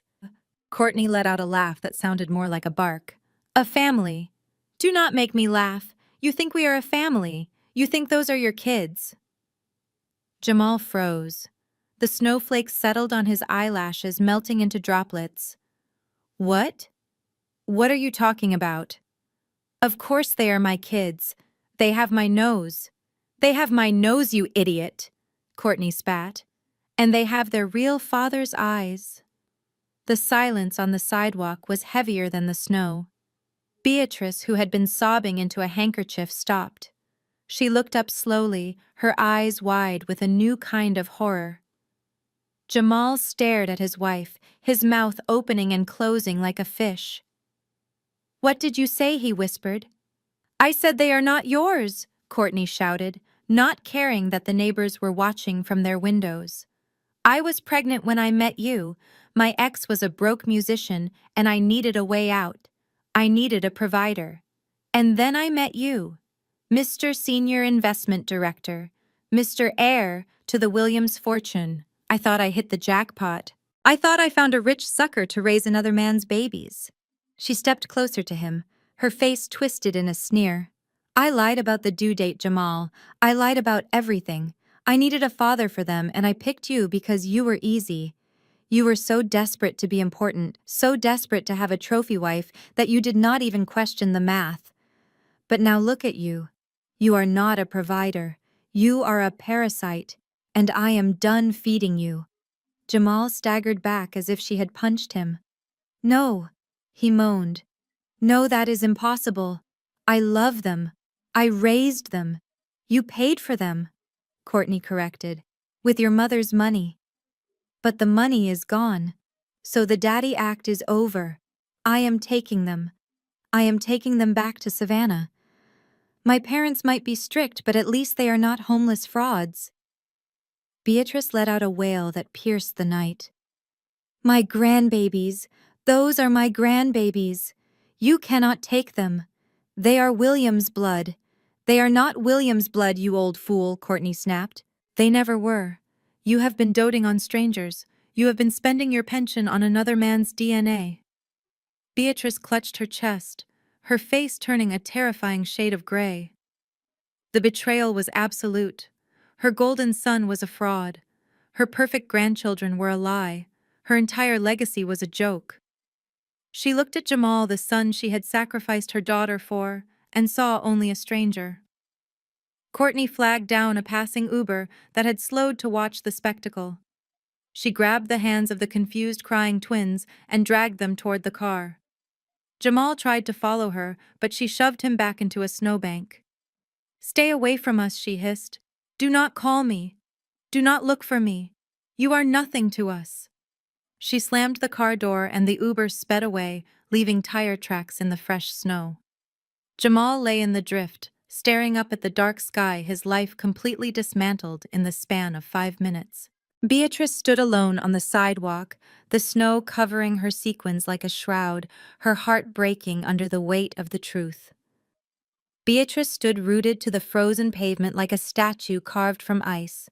The snow fell on her bare shoulders, but she did not shiver because the cold she felt was entirely internal. For 5 years she had worshipped those twins. She had bought them Burberry coats before they could walk. She had set up trust funds with money she essentially stole from me. She had bragged to every deacon's wife at Ebenezer Baptist Church about the strength of the Williams bloodline and how her grandbabies had her eyes. And now she knew. They were strangers. They were the biological evidence of another man's legacy funded by her daughter's stolen labor. The realization shattered her more completely than the eviction ever could. Her hand went to her chest. At first I thought it was another performance. Another dramatic clutch of the pearls designed to guilt us into submission, just like the heart palpitations she had faked to get me on a plane. But then I saw her face. The color drained away, leaving her skin the color of wet ash. Her mouth opened in a silent gasp as if the air had turned to solid glass. Her eyes rolled back, showing only the whites. Her knees buckled, not with theatrical grace, but with the heavy, uncontrolled, dead weight of a body shutting down. She crumpled into the snowbank with a soft thud that was terrifyingly silent against the howling wind. Mama Jamal whispered. He was still lying in the snow where Courtney had shoved him. He stared at his mother's prone form. He did not move. He did not crawl to her. He did not scream for help. He just lay there frozen in a state of infantile shock, waiting for someone else to fix it. He was a man who had never solved a real problem in his life, and now facing the ultimate crisis, he simply malfunctioned. He looked at her like she was a broken toy that he did not know how to repair. Courtney saw Beatrice fall. She looked at the woman who had defended her, pampered her, and bullied me for her sake.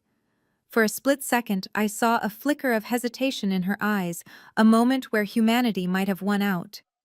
But then the headlights of the Uber swept across the scene, illuminating the disaster. Self-preservation kicked in with a vengeance. Courtney did not even look down at the dying woman. She grabbed the handle of the rear door and shoved the screaming, confused twins inside with a roughness born of panic. She dove in after them, shouting at the driver to go, before the door was even fully closed.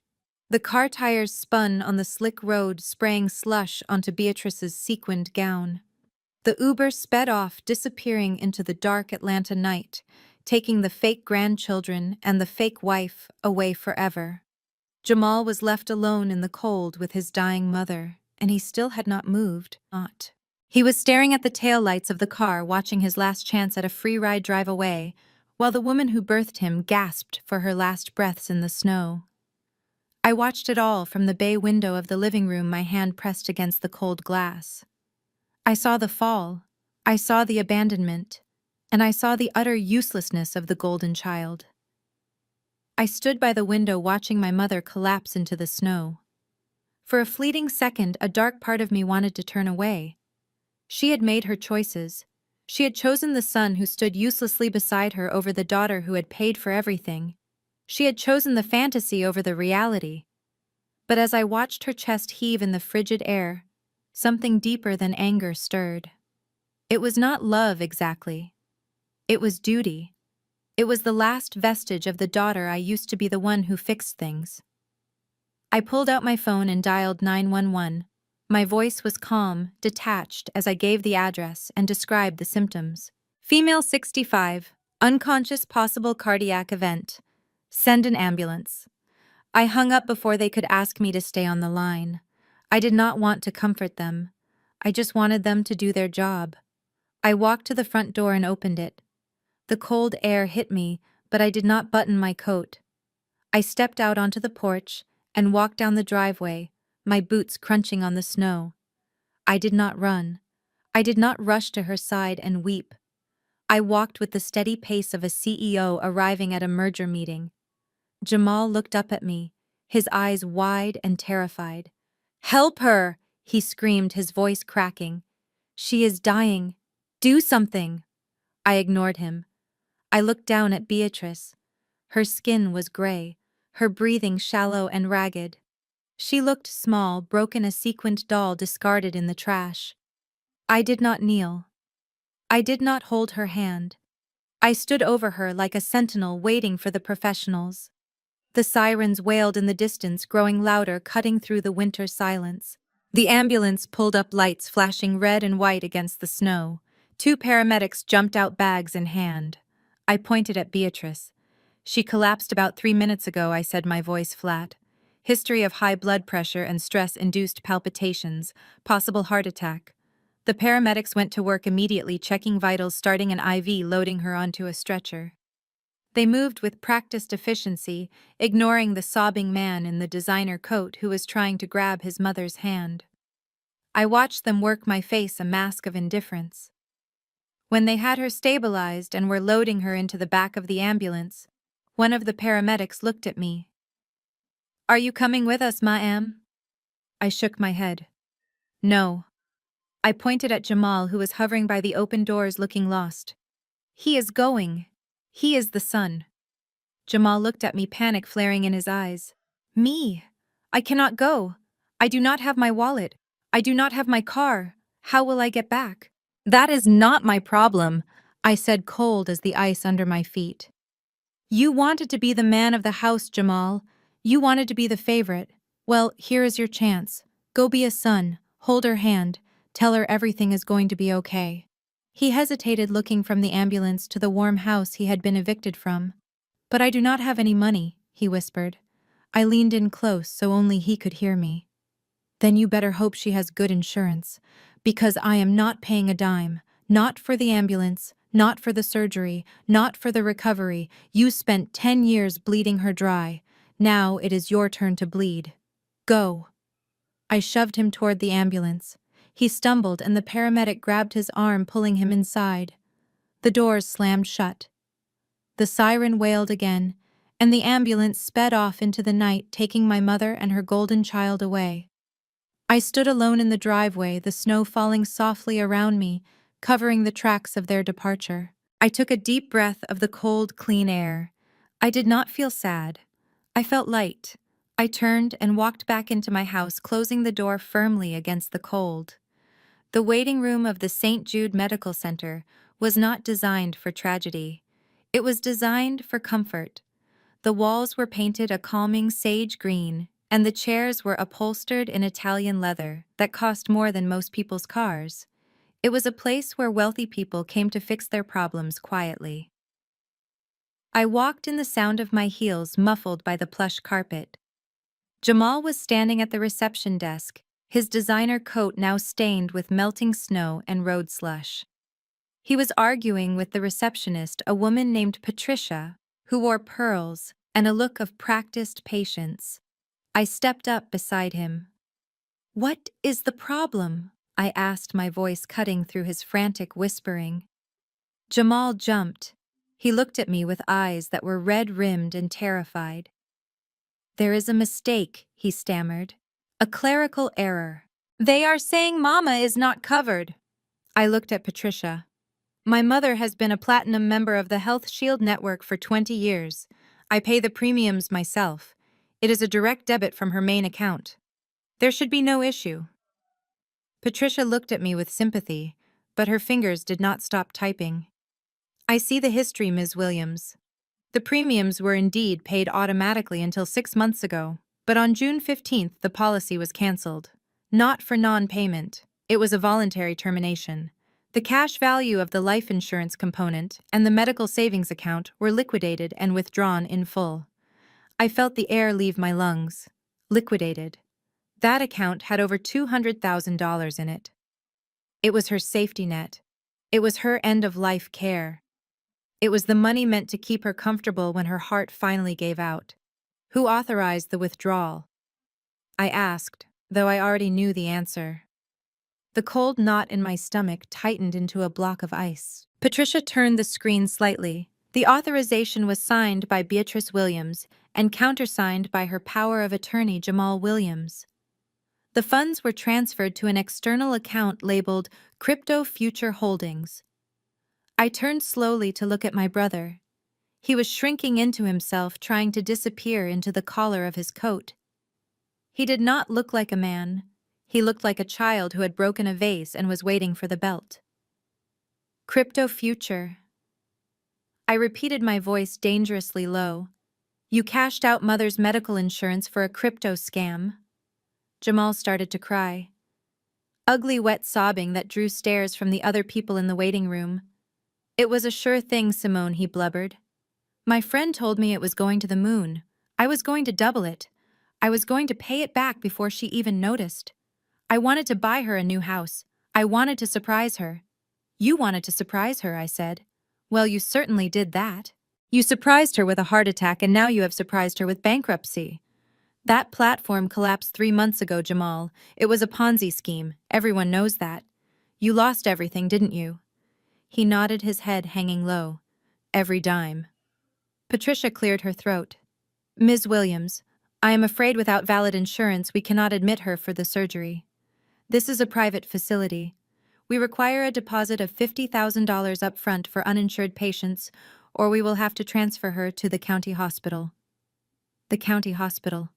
The place where people waited in hallways for days. The place Beatrice had spent her entire life looking down on. She was lying on a gurney behind those double doors, dying and destitute because her golden child had bet her life on a digital coin that did not exist. I looked at Jamal. "Fix it," I said. "You are the power of attorney. You are the investor. Pay the lady." "I cannot," he whispered. "I have nothing." I looked at Patricia. Transfer her, I said. Jamal's head snapped up. You cannot do that. She will die in the ambulance. You have money. You can pay it. I agreed. But I won't. You made this bet, Jamal. Now you have to watch the payout. The automatic doors of the St. Jude Medical Center waiting rooms slid open with a pneumatic hiss that cut through the sterile silence. 4 uniformed officers marched in. They did not look like they were there for a checkup. They moved with the heavy, purposeful stride of men who had a target. Jamal was sitting in one of the leather chairs, his head in his hands, muttering to himself about crypto markets and bad luck. He did not even look up until the shadow of the lead officer fell across his expensive Italian loafers. Jamal Williams, the officer barked. It was not a question. Jamal jumped, his eyes wide and bloodshot. Yes. Is it my mother? Is she okay? The officer pulled a pair of steel handcuffs from his belt. The metal caught the fluorescent light with a cold glint. This is not about your mother, son. You are under arrest for 20 counts of identity theft, wire fraud, and credit card forgery. Stand up and turn around. Jamal scrambled back into the chair, pressing himself against the leather as if he could merge with the upholstery. What? No. You have the wrong person. I am a businessman. I am an investor. You are a thief, the officer said, grabbing Jamal's arm and hauling him to his feet. We picked up your wife, Courtney, at Hartsfield-Jackson International an hour ago. She was trying to board a flight to Savannah with 2 children and a suitcase full of jewelry she could not explain. Jamal froze. Courtney? You arrested Courtney. She was very cooperative, the officer said, snapping the first cuff onto Jamal's wrist. Once we told her she was looking at accessory charges, she started talking. She told us everything. She told us about the credit cards you opened in her name. She told us about the loans you took out using her social security number without her knowledge. She even gave us the passwords to your laptop. She sold you out to save herself, Mr. Williams. The betrayal hit Jamal harder than the handcuffs. His knees buckled and the officer had to hold him up. She did what he whispered. She snitched. She sure did, the officer said, tightening the second cuff. She said you ruined her credit and she was not going down for your mistakes. Now let us go. Jamal looked wild. He looked around the room, desperate for a lifeline. His eyes landed on me. I was sitting 3 seats away, watching the scene with the detached interest of someone watching a nature documentary about predators eating their prey. Simone, he screamed, lunging toward me until the officer jerked him back. Simone, call your lawyer. Call Marcus. You own a crisis management firm. Manage this. You cannot let them take me. I am your brother. I looked at him. I looked at the man who had stolen my tuition money. The man who had mocked my job. The man who had left our mother to die in the snow. Simone, please. He wailed, tears streaming down his face. Do not just sit there. Do something. Save me. I reached into my purse. Jamal's face lit up with hope. He thought I was reaching for my phone. He thought I was going to make the call that would make this all go away.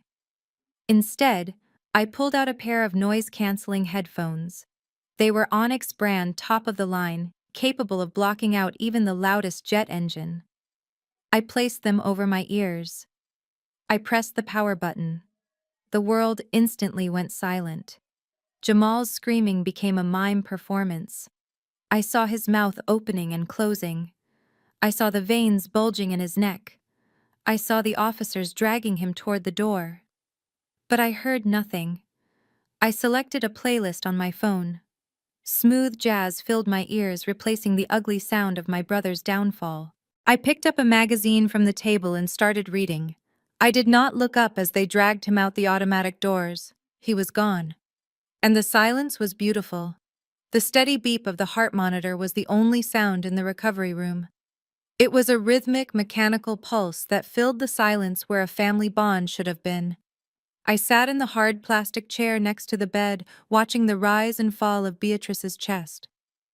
In my hand, I held a red, delicious apple and a small paring knife I had retrieved from the fruit basket the hospital administration sent over once they realized who I was. I brought the knife to the skin of the fruit and began to peel.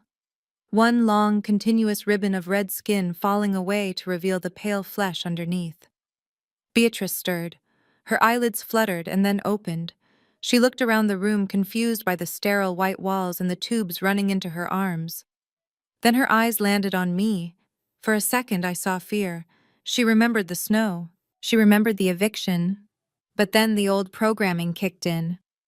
The survival instinct of a narcissist who realizes she is in a vulnerable position. Her face softened into a mask of pathetic gratitude. "Simone," she croaked, her voice raspy from the intubation. "You are here. I knew it. I knew you would not leave me. You are a good daughter. You always were the good one." I did not look up from the apple. I just kept peeling. The knife made a soft, scraping sound. "Where is Jamal?" she asked, trying to sit up but failing against the weight of her own weakness. "Where is my baby? Is he outside? Is he cold? You have to let him in, Simone. He is sensitive. He is warm now, Mother." I said, my voice flat and calm. "He is indoors." She let out a sigh of relief. "Oh, thank God. I knew you would not abandon him. I knew you would fix it. You were just angry." "I understand. We pushed you too far. But we are family. We forgive. Bring him in. I want to see him." I sliced a piece of apple and popped it into my mouth, chewing slowly.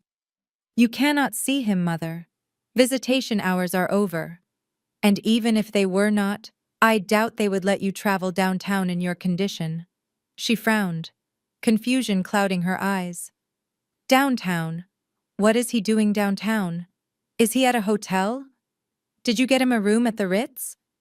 I swallowed the apple. "No, he is at the Fulton County Jail. He is currently being processed for identity theft and credit card fraud. Courtney turned him in at the airport. She gave the police everything. His laptop, his passwords, the records of every dime he stole from you and from me. He is facing 20 years, Mother. And bail has been denied." Beatrice made a sound like a wounded animal. "No. No, that is a lie. You are lying to hurt me. He is a businessman. He is an investor. He is a con artist," I corrected. "And he is finally where he belongs. In a cage." She started to cry. It was the same performance I had seen 1,000 times. The shaking shoulders, the wailing about how unfair the world was to her precious boy. "Simone, you have to help him. You have the money. You have the lawyers. Call your firm. Make this go away. He is your brother. He made a mistake. Please, baby, do it for me. I know you love me. I know I am your favorite. You always took care of me." I stopped peeling the apple. I looked at her. Really looked at her. I saw the woman who had ignored my birthday to buy Jamal a car. I saw the woman who had watched me starve in college while she went on cruises. "You do not think I love you, Mother," I said softly. "You think I am an ATM. You think I am a resource. You love what I can buy. You love that I fix the problems Jamal creates. But the machine is out of order. The PIN code has been changed, and the card has been swallowed." I stood up and dropped the rest of the apple into the trash can. It landed with a heavy thud. "You are alive," I said. "The surgery was successful. That is the extent of my charity. Do not ask me for anything else, because the answer is no. Save your tears for the judge. You might need them when they call you to testify against your son." I reached into my leather tote bag and pulled out a thick stack of papers stapled together at the top corner. The pages were crisp and white, contrasting sharply with the gray hospital blankets. I placed them on the tray table in front of Beatrice. She looked at them with bleary eyes, not understanding what she was seeing.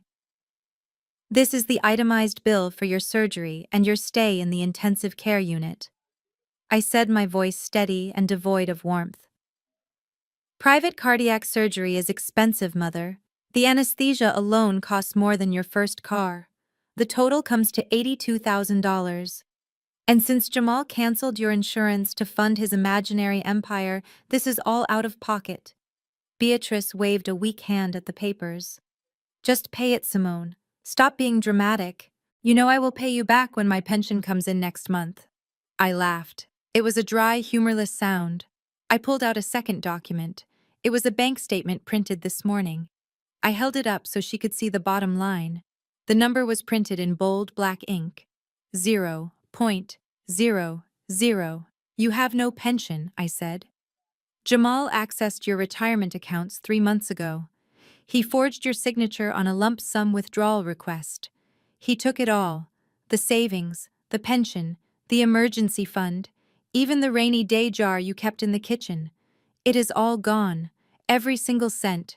You are destitute. Beatrice stared at the paper. Her mouth opened, but no sound came out. The reality was too big to swallow. She had spent her life feeling superior, feeling secure in her financial status.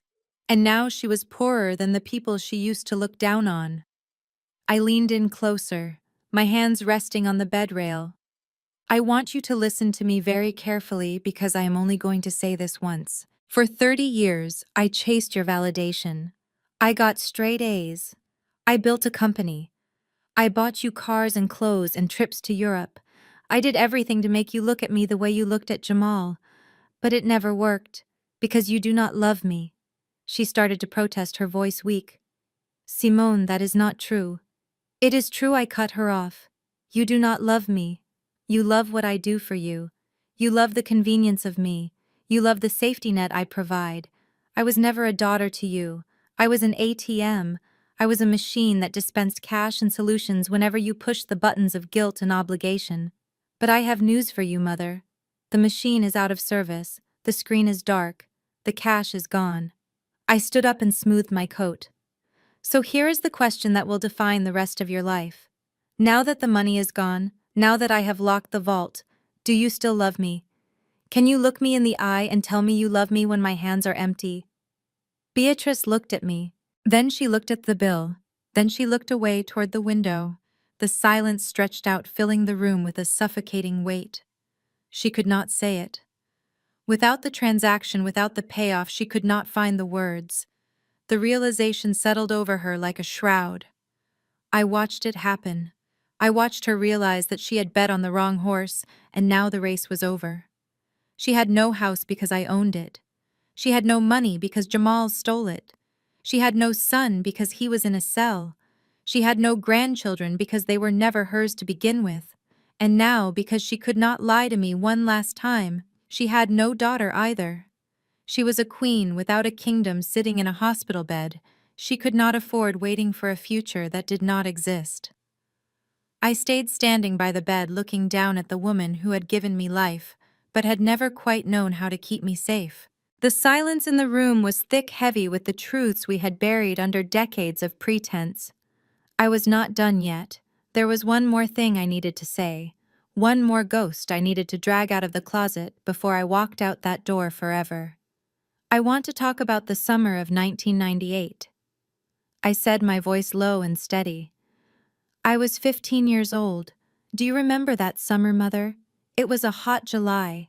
The air conditioner was broken, and we were all miserable. But I was in more pain than anyone. Beatrice shifted her eyes to me. There was a flicker of recognition, a shadow of fear crossing her face. She knew where this was going. She tried to look away, but I moved to the other side of the bed, forcing her to meet my gaze. It started on a Tuesday, I continued. A sharp pain in my side. It felt like someone was twisting a hot knife inside my gut. I curled up on the rug in the living room and I cried. I begged you to take me to the doctor. I told you something was wrong. Something was breaking inside me. And do you remember what you said? Beatrice's breath hitched. A tear slid from the corner of her eye, tracking a path through the wrinkles on her cheek. You told me to stop being dramatic, I said. You told me it was just cramps. You gave me 2 aspirin and told me to go to your room and sleep it off. You said we did not have the money for an emergency room visit. You said the deductible was too high. I leaned in closer, my hands gripping the cold metal rail of the bed. But that was a lie, wasn't it? We did have the money. You had $600 in the envelope in your dresser drawer. I knew it was there because I had seen you counting it that morning. But that money was not for me. That money was for Jamal. Beatrice closed her eyes tightly, squeezing out more tears, but I did not stop. It was for his basketball camp, I whispered. The elite skills camp in North Carolina. He had to go because the scouts were going to be there. He had to go because he was the star. He was the future. And my appendix was just an inconvenience. You gambled my life against his jump shot. I waited 2 days, I said, letting the memory wash over me. 2 days of agony. I was vomiting bile. I was burning up with fever. I was screaming into my pillow so I would not disturb you. And finally, on Thursday morning, I collapsed on the bathroom floor. I passed out from the pain. You had no choice then. The neighbor, Mrs. Higgins, heard me screaming and came over. She was the one who drove me to the hospital, not you. She was the one who held my hand while they prepped me for surgery. I pulled up my shirt just an inch to reveal the faded, jagged white line on my abdomen. The doctor told you that if we had waited 1 more hour, I would be dead. My appendix had ruptured. Gangrene had set in. I spent 3 weeks in the hospital fighting an infection that should never have happened. And the whole time you sat by my bed, you were not crying because you were scared for me. You were crying because the hospital bill meant Jamal could not go to camp. Beatrice was shaking now. Her mouth opened and closed, trying to form words, trying to find an excuse. But there were none.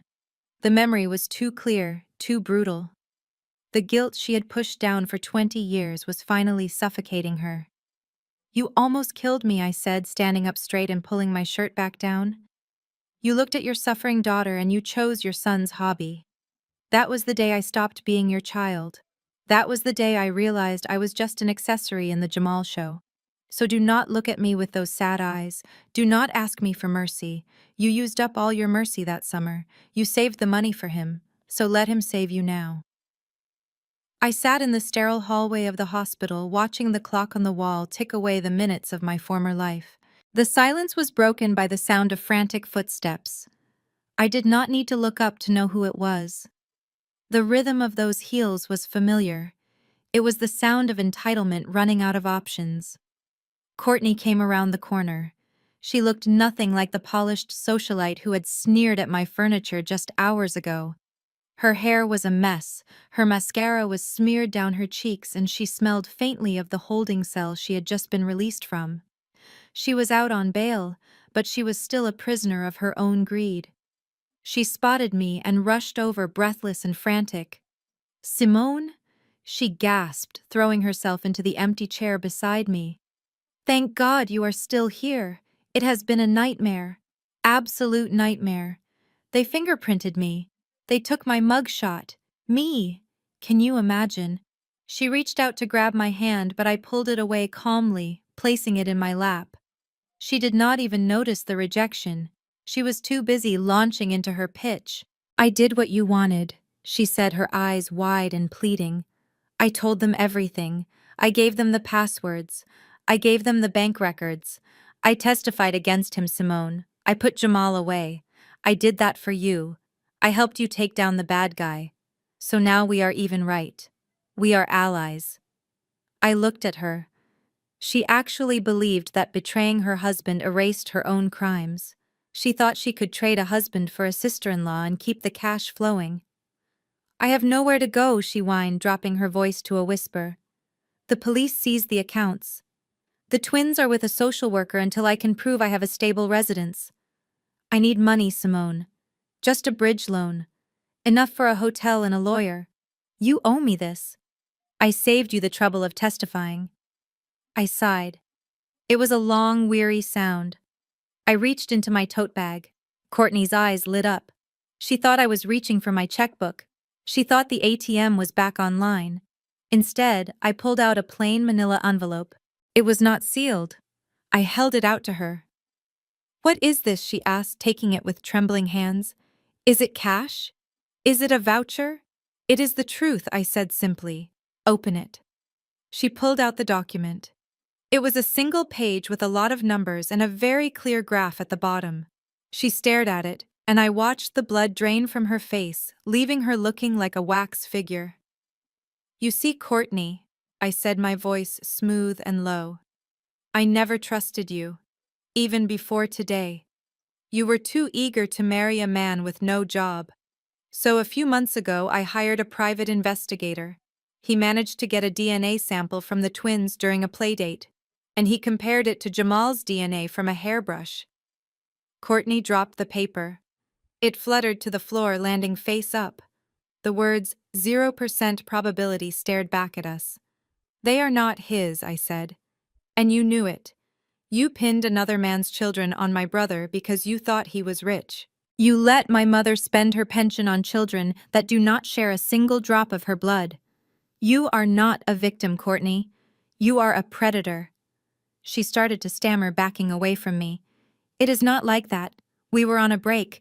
I thought they were his. Stop lying, I cut her off. The test confirms they are identical twins from a single father, and that father is not Jamal. So here is my advice. Go find the man who actually helped you make them. Go find the broke musician, or the bartender, or whoever it was. Ask him for money, because I do not have a nephew, I do not have a niece, and I certainly do not have a sister-in-law. I stood up and walked past her. You are not family, Courtney. You are just a stranger who trespassed in my life for 5 years. Do not follow me. Do not call me. If you step foot on my property again, I will send this DNA report to the judge handling your fraud case. I imagine proving you lied about the paternity will not help your character defense. Goodbye. I did not leave the hospital lobby.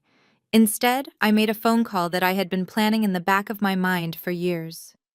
20 minutes later, a man in a rumpled suit rushed through the automatic doors, clutching a leather briefcase. It was Mr. Henderson, a local real estate investor known for buying properties for cash. He looked nervous. He knew the value of the estate on Highland Drive, and he could not believe the price I had quoted him over the phone. I sat at a small round table in the hospital cafeteria and signed the papers. I did not negotiate. I did not ask for a counteroffer. I sold the house my mother loved more than her own children for 30% under market value. I wanted it done. I wanted the asset liquidated immediately. Mr. Henderson's hand shook as he handed me the cashier's check. He thought he was robbing me. He did not realize I was paying a small price to buy my freedom. I walked back up to the recovery room. Beatrice was awake, sipping water from a plastic cup. She looked up, hoping to see Jamal, hoping to hear that I had hired a dream team of lawyers to free him. Instead, I placed a brochure on her chest. "What is this?" she asked, squinting at the glossy paper. "It is your new home," I said. "It is called Pine Creek Assisted Living." Beatrice frowned. Pine Creek? I have never heard of it. Is it near the country club? Is it the one with the heated pool and the chef? I shook my head. No, Mother. That is Silver Leaf. You cannot afford Silver Leaf. Pine Creek is in Decatur. It is a very respectable facility. They have bingo on Tuesdays and a van that takes residents to Walmart on Saturdays. You will have a roommate. Her name is Mrs. Gable, and I hear she loves soap operas. Beatrice dropped the brochure like it was on fire. A roommate. Walmart. Have you lost your mind? I am not going to a nursing home. I am going home to my house. You do not have a house, I said calmly. I just sold it. She gasped, clutching the sheets. You what? You cannot do that.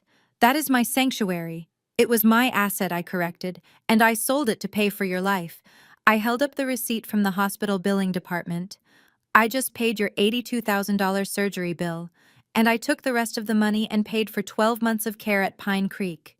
I leaned over the bed. This is it, Mother. This is the last check I will ever write for you. You have a roof over your head. You have 3 meals a day. You have medical supervision. That is more than you gave me when I was sick. That is more than you deserve.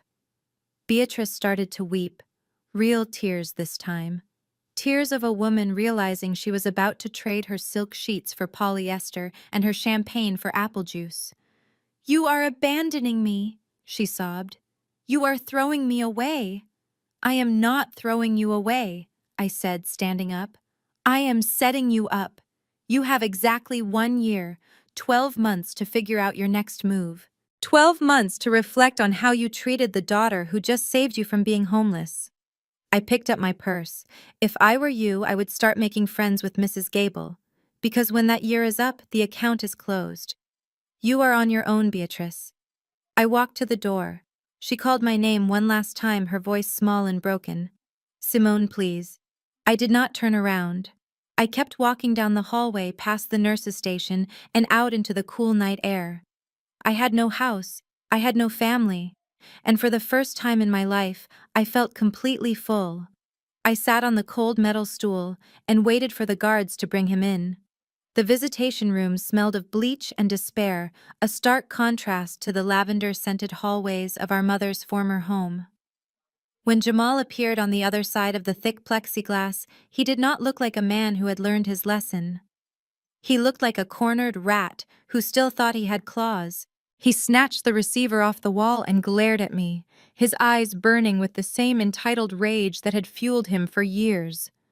"You think you have won," he hissed into the phone. "You think this is over. As soon as I get a lawyer, I am going to sue you for everything. I will claim coercion. I will claim you set me up. I will take your company, Simone. I will leave you with nothing, just like you did to me." I did not interrupt him. I let him vent. I let him pour out his empty threats until he ran out of breath.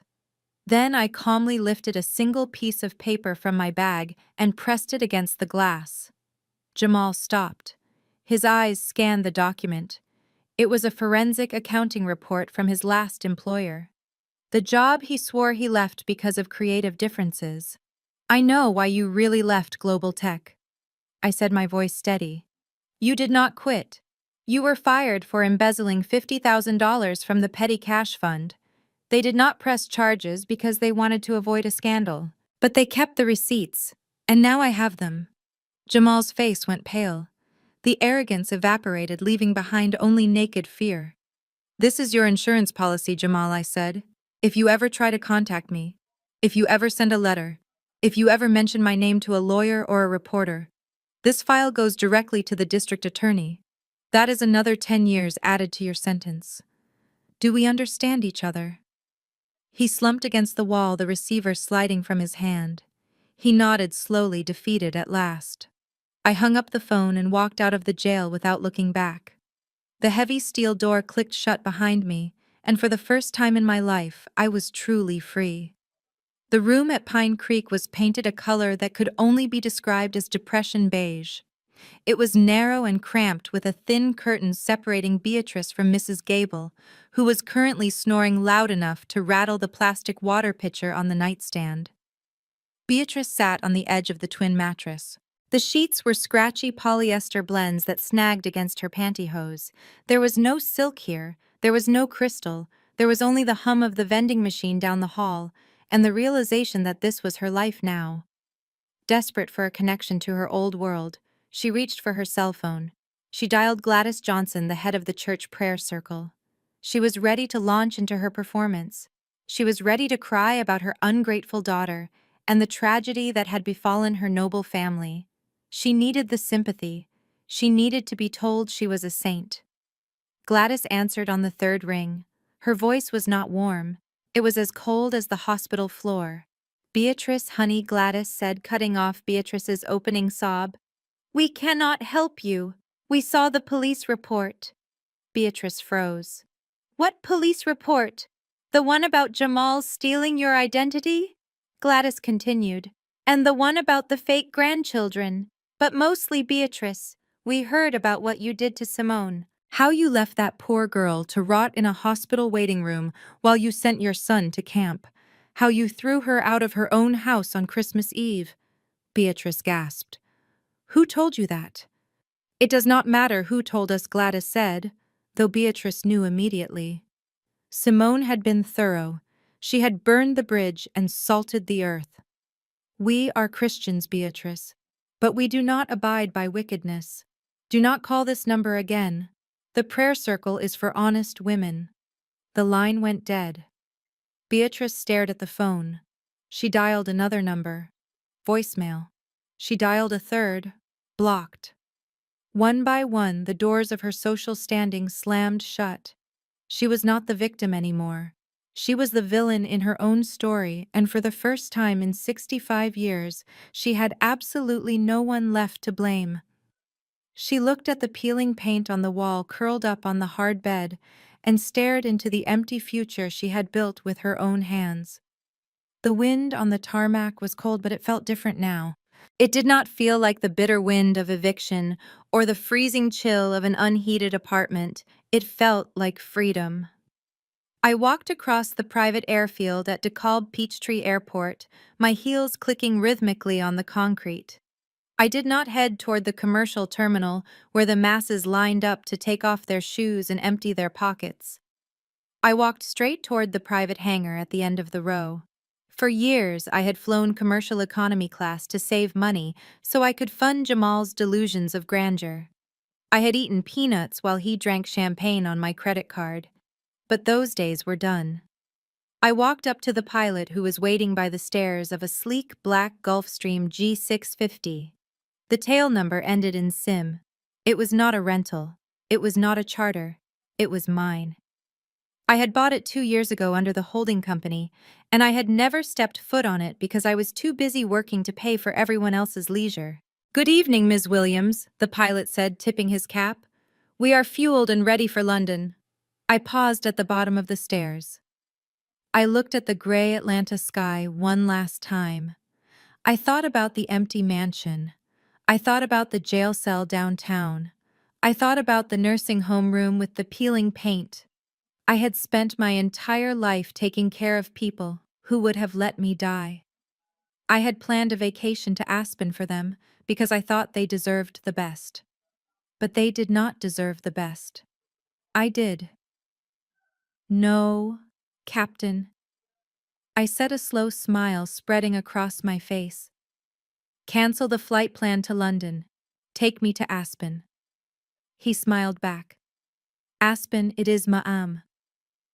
I climbed the stairs and stepped into the cabin. It smelled of fresh orchids and expensive leather. I sat in the cream-colored captain's chair and kicked off my boots. The flight attendant handed me a crystal flute of vintage champagne. I took a sip and watched the runway blur past the window.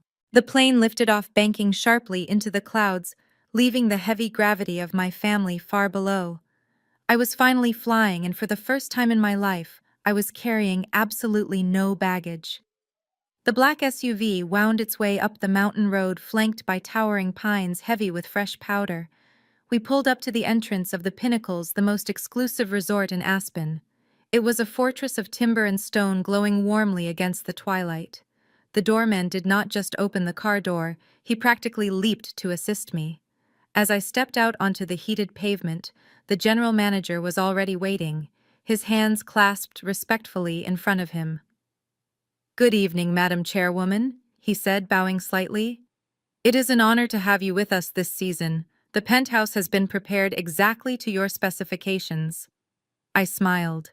It was a title I rarely used in public, but here in the sanctuary of my own investments, it felt right. "Thank you, Henri," I said. "Please see that my pilot is taken care of." I walked through the massive double doors into the lobby. A fire was roaring in the stone hearth, reaching halfway to the ceiling, but the warmth did not come from the flames. It came from the small group of people sitting by the window. There was Julian, my CFO, who had stood by me when I had nothing. There was Elena, my college roommate, who was now a top surgeon. And there was Marcus, who had flown ahead to ensure everything was safe. They saw me and stood up. There was no hesitation, no checking of watches, no scanning my hands to see if I had brought gifts. Julian crossed the room in 3 strides and pulled me into a hug that threatened to crack my ribs. It was solid and real. It was a hug that did not ask for a loan. It was a hug that did not come with conditions. "You made it," Elena said, wiping a tear from her eye. "We were worried the storm would ground you." I looked at their faces. These were people who knew my net worth and did not care. People who loved me when I was eating ramen noodles, and people who celebrated with me when I rang the bell at the stock exchange. "I am fine," I said, letting myself sink into the velvet armchair they had saved for me. "I am better than fine." Julian handed me a glass of wine. To family, he said, raising his glass.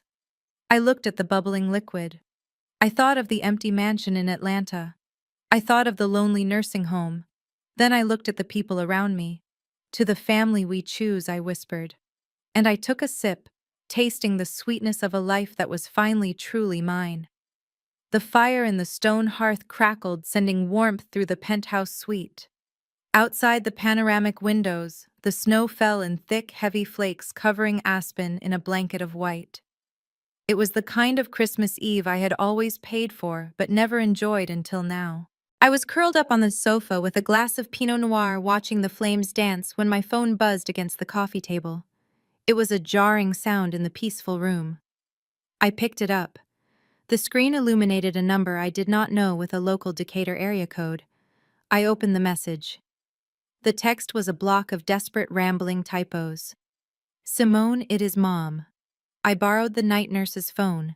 Please answer me. I am so lonely. Mrs. Gable is snoring and the room smells like disinfectant. I am sorry, baby. I am so sorry. Please come get me. Please let me come home. I cannot stay here. I stared at the screen. A year ago, that message would have sent me scrambling to book a flight. It would have triggered the guilt that had been programmed into me since birth. But tonight I felt nothing. No anger, no sadness. Just the cold, hard clarity of a balance sheet that had finally been settled.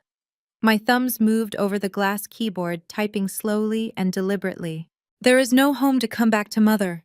I sold the house this morning. You are where you belong. You have Jamal, don't you? Oh wait, I forgot. He is busy serving a 20-year sentence. You wanted him to be the center of your world. Now he is. Merry Christmas. I hope you enjoy the consequences you built. I pressed send. I watched the delivered checkmark appear. Then without a second of hesitation, I tapped the info button. I scrolled down to the bottom of the screen. Block caller. Confirm. I placed the phone face down on the table. I picked up my wine and walked to the window, looking out at the vast, silent mountains. The ghosts were gone. The debt was paid. And for the first time in 30 years, the silence was not lonely. It was peaceful. The recreation room at Pine Creek smelled of floor wax and stale popcorn. Beatrice sat in her wheelchair staring at a coffee table cluttered with torn puzzles and old magazines that were months out of date. But one magazine stood out. It was glossy and pristine, a fresh copy of Forbes that a wealthy visitor must have left behind earlier that morning. Beatrice reached for it, her hand trembling as she recognized the face on the cover. It was Simone. But it was not the Simone she knew. It was not the girl who begged for affection, or the woman who paid the bills in silence. This woman was a titan. She was dressed in a sharp white power suit, standing with her arms crossed and a smile that could cut glass. Beatrice read the bold yellow text overlaying her daughter's torso. The Crisis Management Queen. How Simone Williams cleaned up toxic trash in business and family to build an empire. The words hit Beatrice like a physical blow. Toxic trash. That was the legacy she had left. She was not the beloved matriarch in the story. She was the debris that had to be removed so the structure could stand. She flipped to the article and saw photos of Simone in Aspen surrounded by beautiful, successful people. There were no photos of Jamal. There were no photos of Beatrice. The article did not even mention their names. It simply referred to them as dead weight that had held the CEO back for decades. Mrs. Gable wheeled past, clanking her walker against the floor. "That is a sharp-looking lady," she mumbled, pointing at the magazine. "She looks like she owns the world." Beatrice opened her mouth to say, "That is my daughter." She wanted to claim the credit. She wanted to bask in the reflected glory one last time. But the words died in her throat. She looked at Simone's radiant, confident face and realized she had no right to claim her. Tears welled up in her eyes, hot and stinging, running down her cheeks in silence. She closed the magazine and placed it face down on the table, hiding the brilliance she had tried so hard to dim.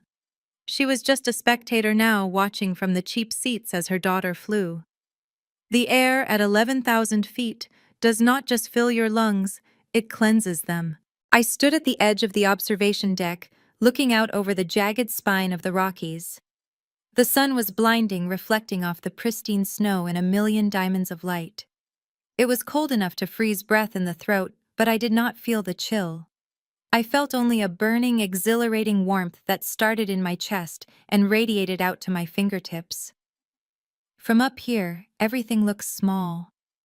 The problems that used to consume my existence, the debts, the guilt, the screaming matches in the foyer, they are all just microscopic specks in the valley below. The silence here is absolute. It is not the tense silence of a dinner table where secrets are being kept. It is not the terrified silence of a hospital waiting room. It is the holy silence of a blank slate, a silence that belongs only to me. I looked down at my hands encased in black leather gloves. For 30 years, these hands had carried burdens that were not mine. They had signed checks for mistakes I did not make. They had wiped tears from faces that never looked at me with love, only with expectation. I had spent my life trying to buy a seat at a table where I was being served up as the main course. I had believed the great lie that keeps so many of us trapped in cages made of guilt. They tell you that family is the anchor that holds you in the storm. They tell you that you cannot sever the branch you grew from, no matter how rotten it becomes. They use the word blood like a weapon, a chain to bind you to people who drain you dry. They say blood is thicker than water. They say blood is the ultimate bond. But standing here under the vast, indifferent blue sky, I finally understand the truth. Sometimes blood is just the evidence of an injury. Sometimes blood is just the sticky mess left behind when you finally pull the knife out of your back. I spent my life bleeding for people who would not even offer me a bandage. I drained my bank accounts, my energy, and my self-worth to keep their circulation going. But the bleeding has stopped. I have washed the wound. I have scrubbed away the entitlement and the manipulation. The scar will always be there, a jagged line on my history, but it does not hurt anymore. It is just a reminder of what I survived. I look out at the horizon where the mountains meet the sky, and I see a future that is entirely my own. I am no longer the daughter who was left behind to die in a bedroom while her brother went to camp. I am no longer the invisible checkbook. I am no longer the backup plan, or the fixer, or the savage sister-in-law. I am a woman who learned that love is not a transaction and loyalty is not a suicide pact. The wind whips my hair across my face, wild and untamed. I take a deep breath, tasting the pine and the ice. I am Simone, and for the first time in my life, I am free. This story is a brutal reminder that shared DNA is not a license for abuse. Simone spent decades buying a seat at a table where she was actually on the menu, confusing financial dependency with love. The ultimate lesson is that family is defined by behavior, not biology. You cannot save people who are committed to their own destruction, and you certainly shouldn't finance their disrespect.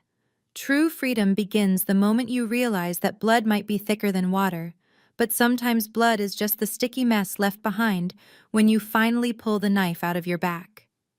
If you have ever had to cut off a toxic relative to save your own sanity, hit that subscribe button and share your story in the comments, because you are not alone and you are finally free.